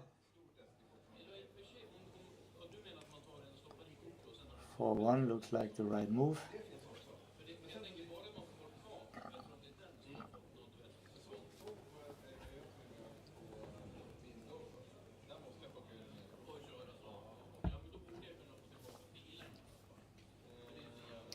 But now comes in play what Tapio already told us about Timo. Timo has 3 minutes on the clock, and this could be still a very long match. In theory, there could be like 11 more games. Of course, this is very unlikely, but time bank of 3 minutes is not too convenient.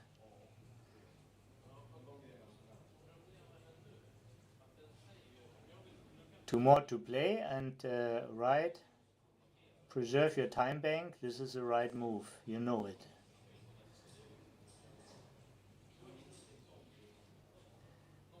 Oh, I'm really surprised. So the attacking potential he values way higher than I did.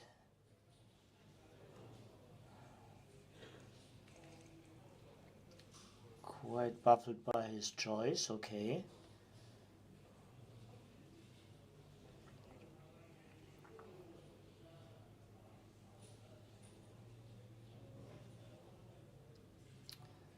And this is what happens with the missing bar point.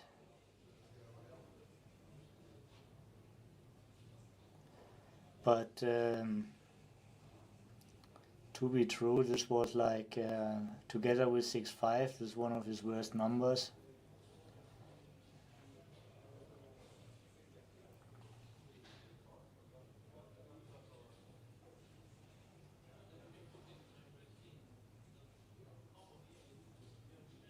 And Ricardo's focus his eyes. When does he want to shoot his bullet?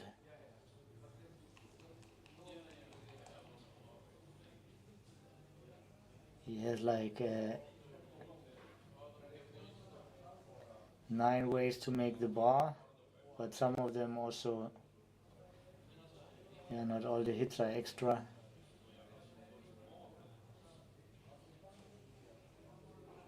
Basically had like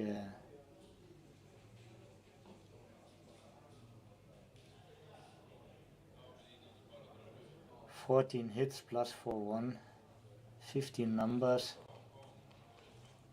Retrospective, maybe still now he is on the bar.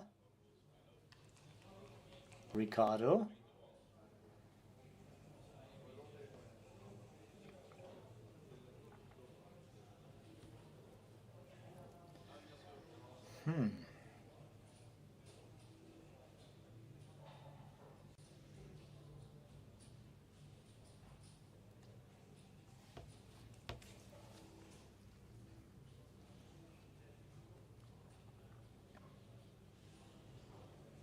Tapio shoots sharp again.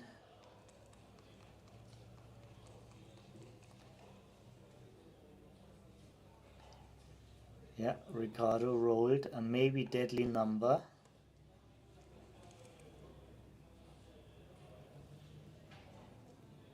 And now, is this too good?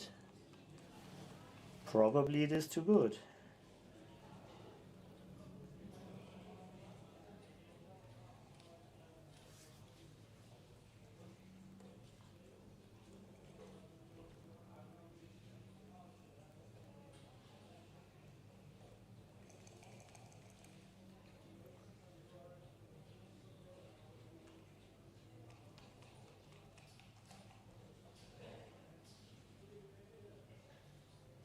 Six prime.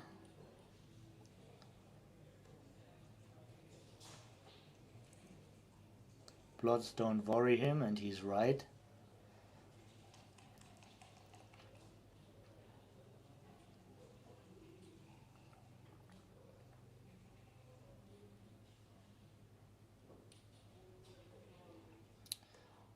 Well, here you could look a little bit at busting numbers like 4-4. So you're better off advancing to the 14.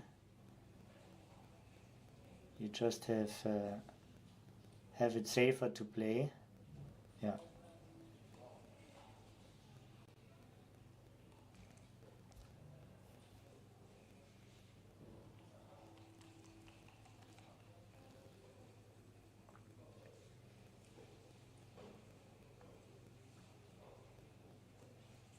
Mm-hmm.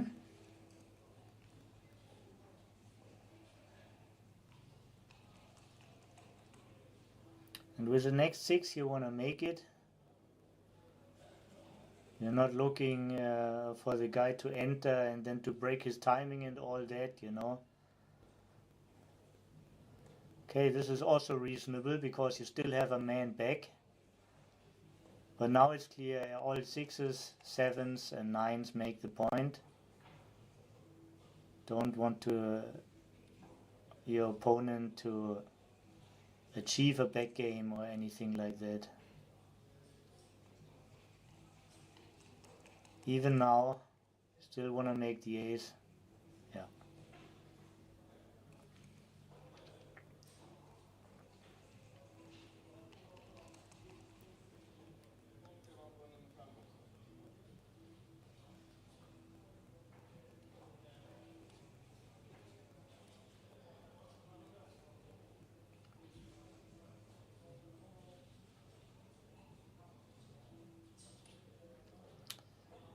this, yeah, this is certainly better than the other play.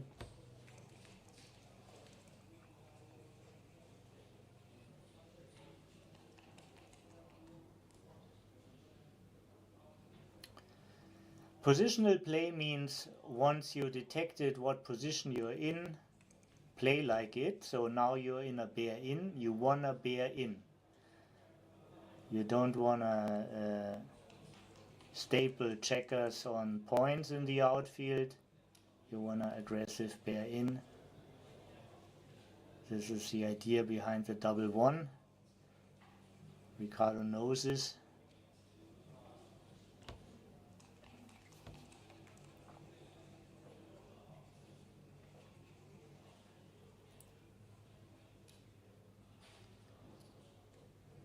The gammon is almost secured, so he's looking for a safe way to bear off.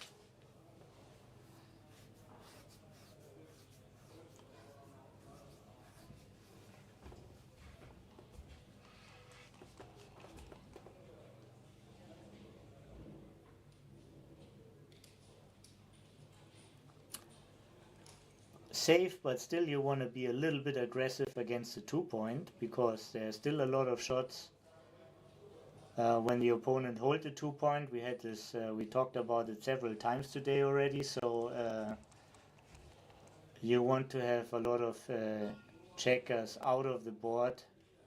Once you give the shot, it just leaves you 4 more remaining chances after you got hit.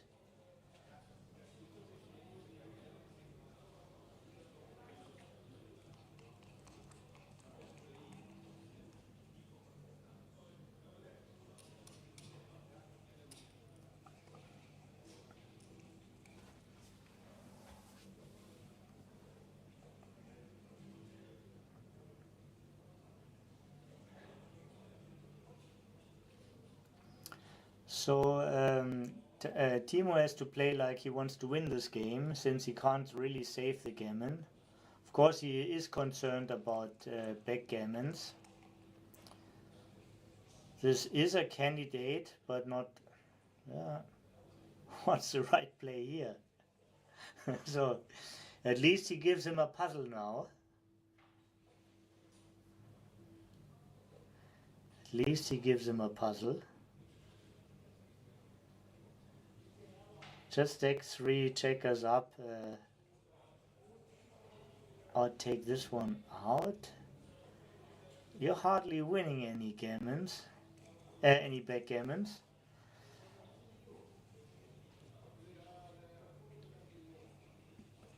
A solid equity up for Timo in this sequence.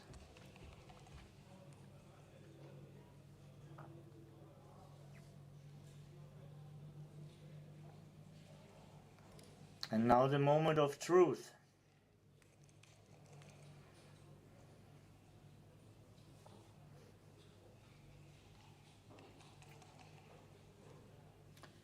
And now it switched from an 11-point match to a 7-point match. Ricardo is 7 away, 3 away. And this is a score most people know, since most people play online, and the most regular thing to play there are 7-point matches, I guess. It's a very common score.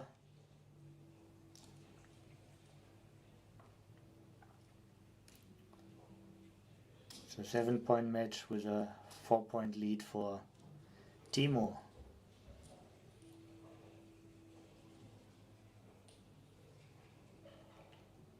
Ricardo is certainly back in this game.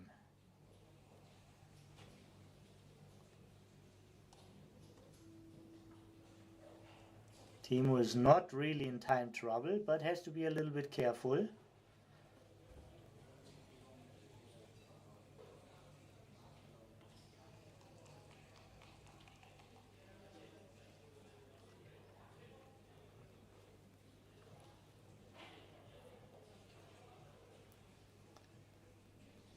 Nice move.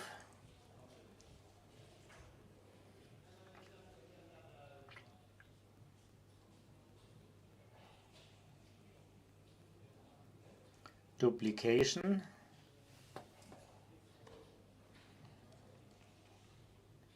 Ricardo feels that the trend is on his side. The trend is his friend, so he wants to use a friendly wind and pulls out an early cube.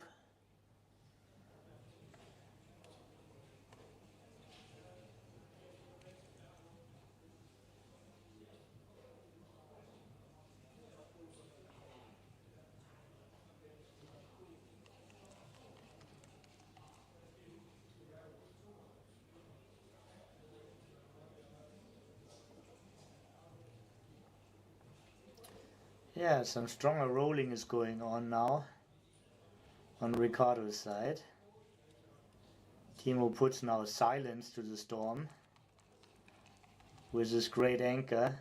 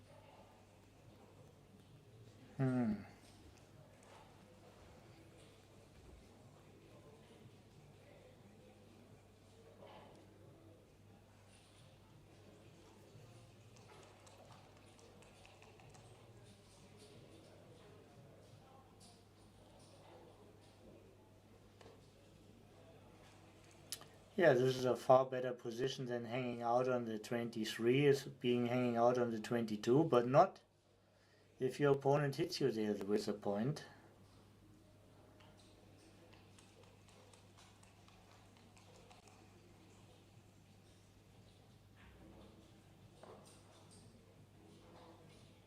Yeah.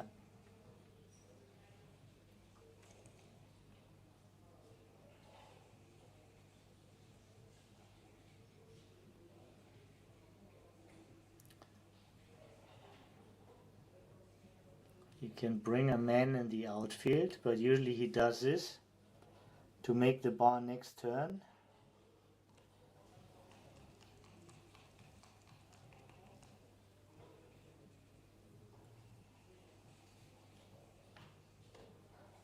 Very strong roll for Ricardo. Big equity shift. Ricardo's shooting at the next checker.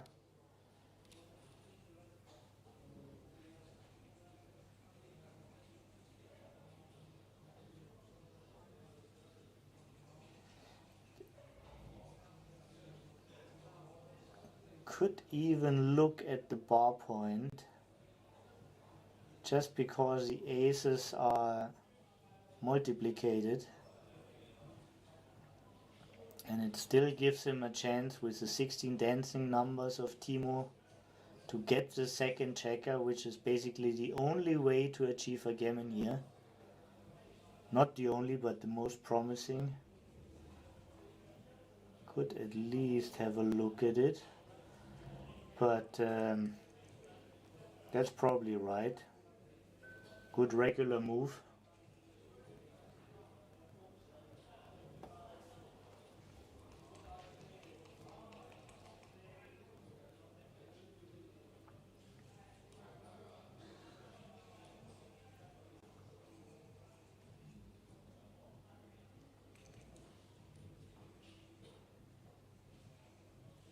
And now you can think already about volunteering numbers to know about upcoming decisions. 4-6, 4-5, what would you do? This is how I treat the game while your opponent is making his moves. Try to get awareness about my next action. This makes the ace point, everything is safe here.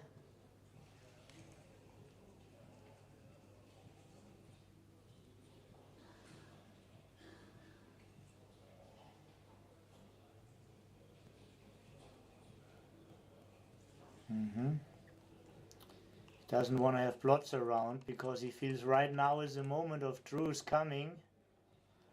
The final shot.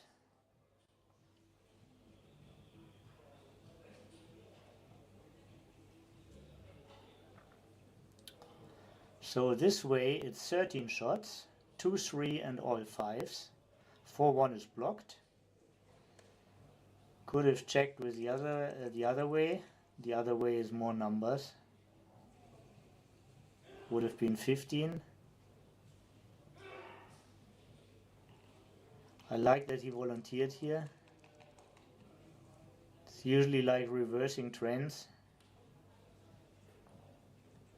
Reversing trends means like your position gets a little bit worse and his position gets better, and if this comes, this usually speaks for a volunteering position.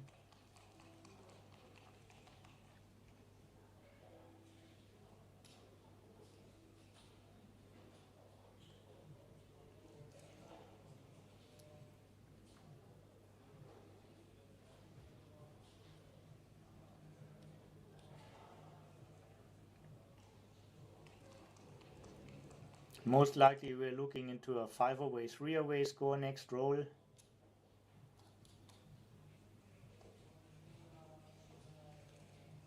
But there's still also a losing sequence as well as some running gammons here. So let's see what the rolls provide for us.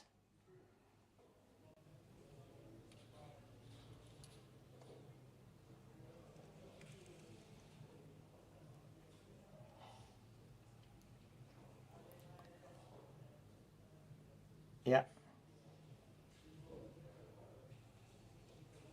Timo knows his moves. Can't wait any longer.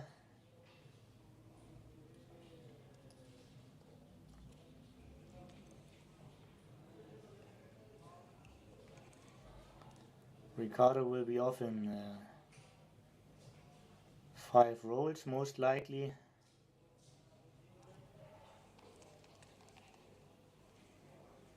Timo has after the double 6 again some minor winning chances. This looks like around 1% maybe. And now they are toast.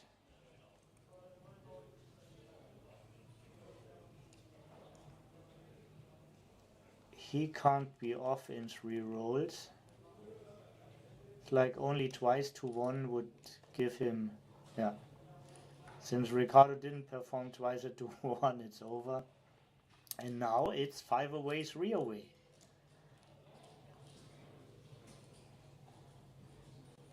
It is a tight game now. Look at the clock time. 1 minute 47 left for Timo. 12 minutes 21 left for Ricardo.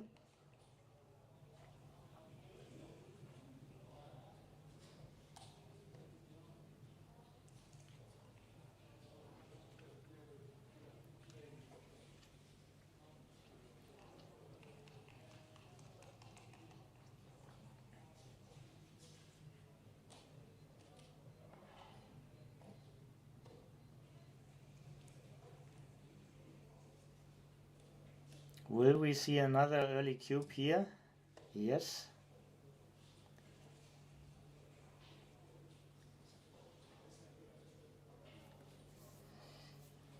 It's early, but not too early necessarily.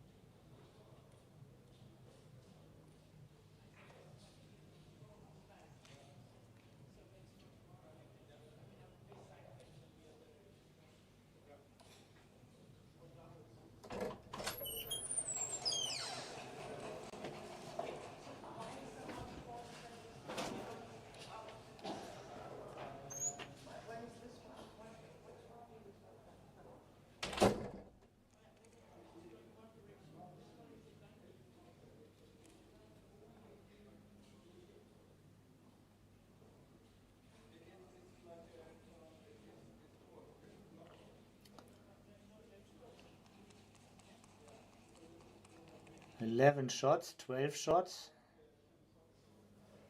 None of them. Need to hit something soon, so better spread out. First enter and then try the McGrill split with a man on the 24, 23 and 22. Oh, he didn't see he's still on the bar, maybe? Yeah. Now reconsidering everything. Yeah. Roberti called it the McGrill split. It's in his third book of the opening. From Chaos to Order. A very good book.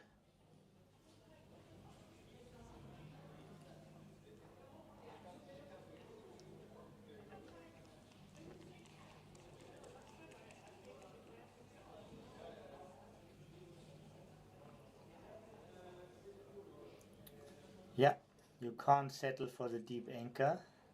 Need to get out even if it's nasty.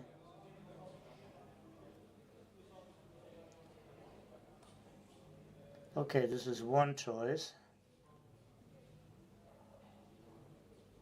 It's probably the best choice. Played it quite quick. So the 3-point is a common part in my eyes. Yeah. He has to play a little bit quicker with a minute 20 on the time bank. Yeah. Ricardo is right. If he's confused about the position, it's always legal to check.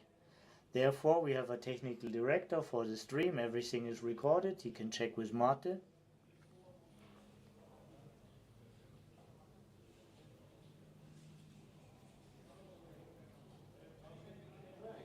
Whenever there's a doubt, always check with the officials.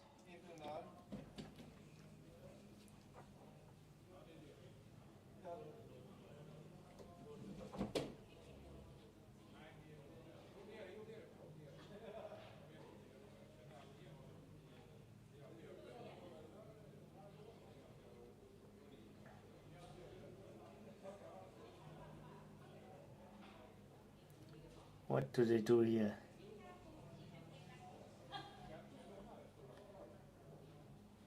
Timo tries to reset it. He should wait for Mate or Gay and they should tell how the position was. Yeah. Just move it once slow that the eyes can follow. Yeah. It was a legal move. But if there's a confusion, Ricardo is right. Always check with the officials. Yeah.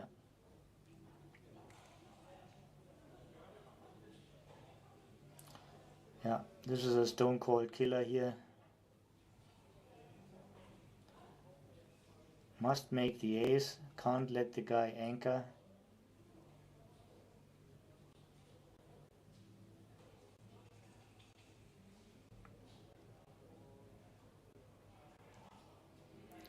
The best distribution for the next innerboard points. Very often in blitzes you see that the deeper points suddenly become the better ones.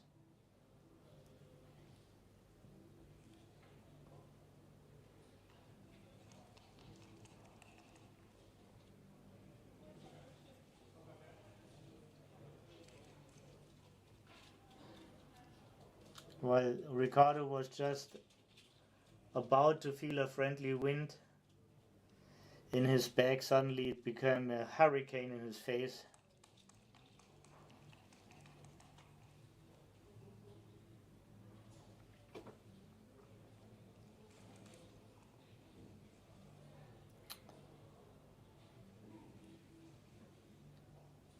This is like a phantom 4-point game, way weaker, because only 2 points to be cleared.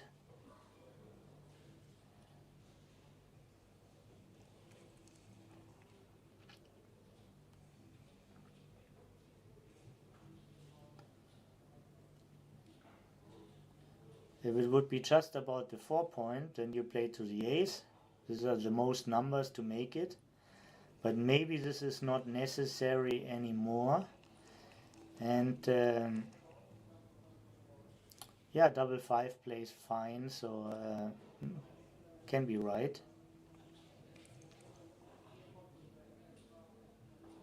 Pete is joining us from the UK. Hello Pete, thank you for your feedback. Very happy to be here for you.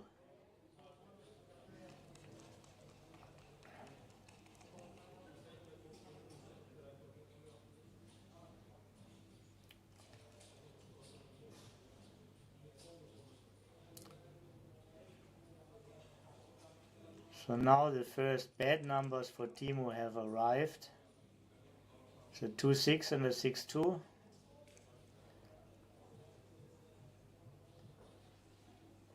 Like more bad numbers could come up, but Ricardo has to hit them, and then he has still a lot of work to do. 6 bad numbers. This is none of them.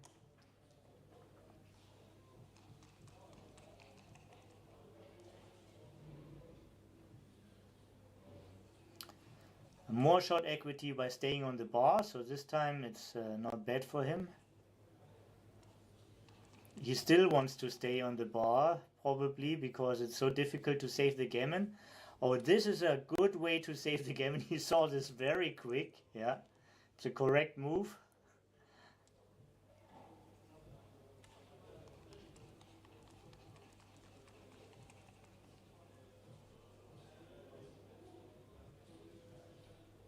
Yeah, he did it before. He can do it again.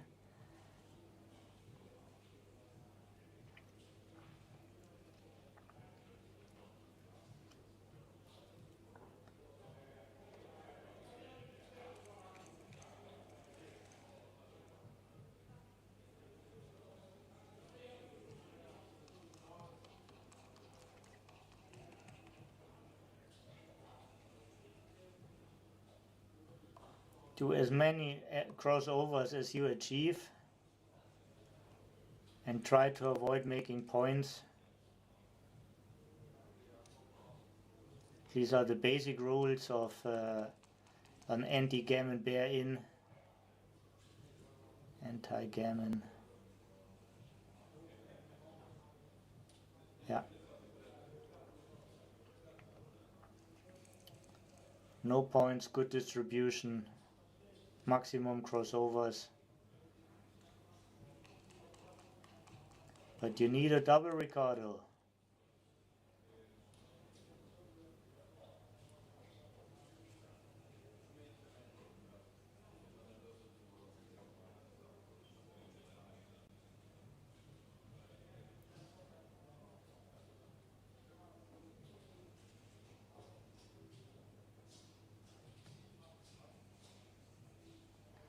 So now he checks how every double would work for him if he rolls it, because he knows he needs one.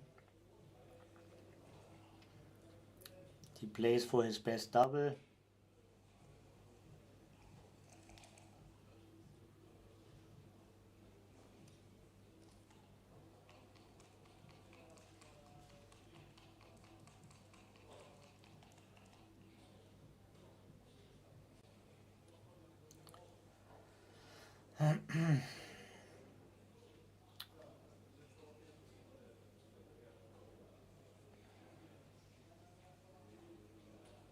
This is double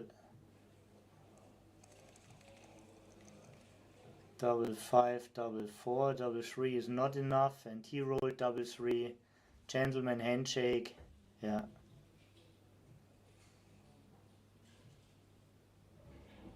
Timo, a very, very strong player from Finland. Succeeded to the next round. My dear friend Ricardo had not the dice to win against him. Very interesting match. Thanks you all for watching. Now we have a dinner break here. And if I'm well informed, we see again at 9 p.m. European Mean Time. Yeah, give a big hand to Timo. Thank you very much for watching. I hope you're all back.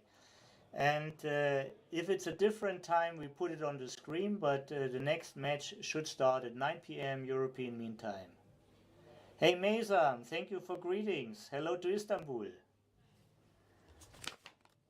So, for all the Swedish watchers, tack för att du tittade.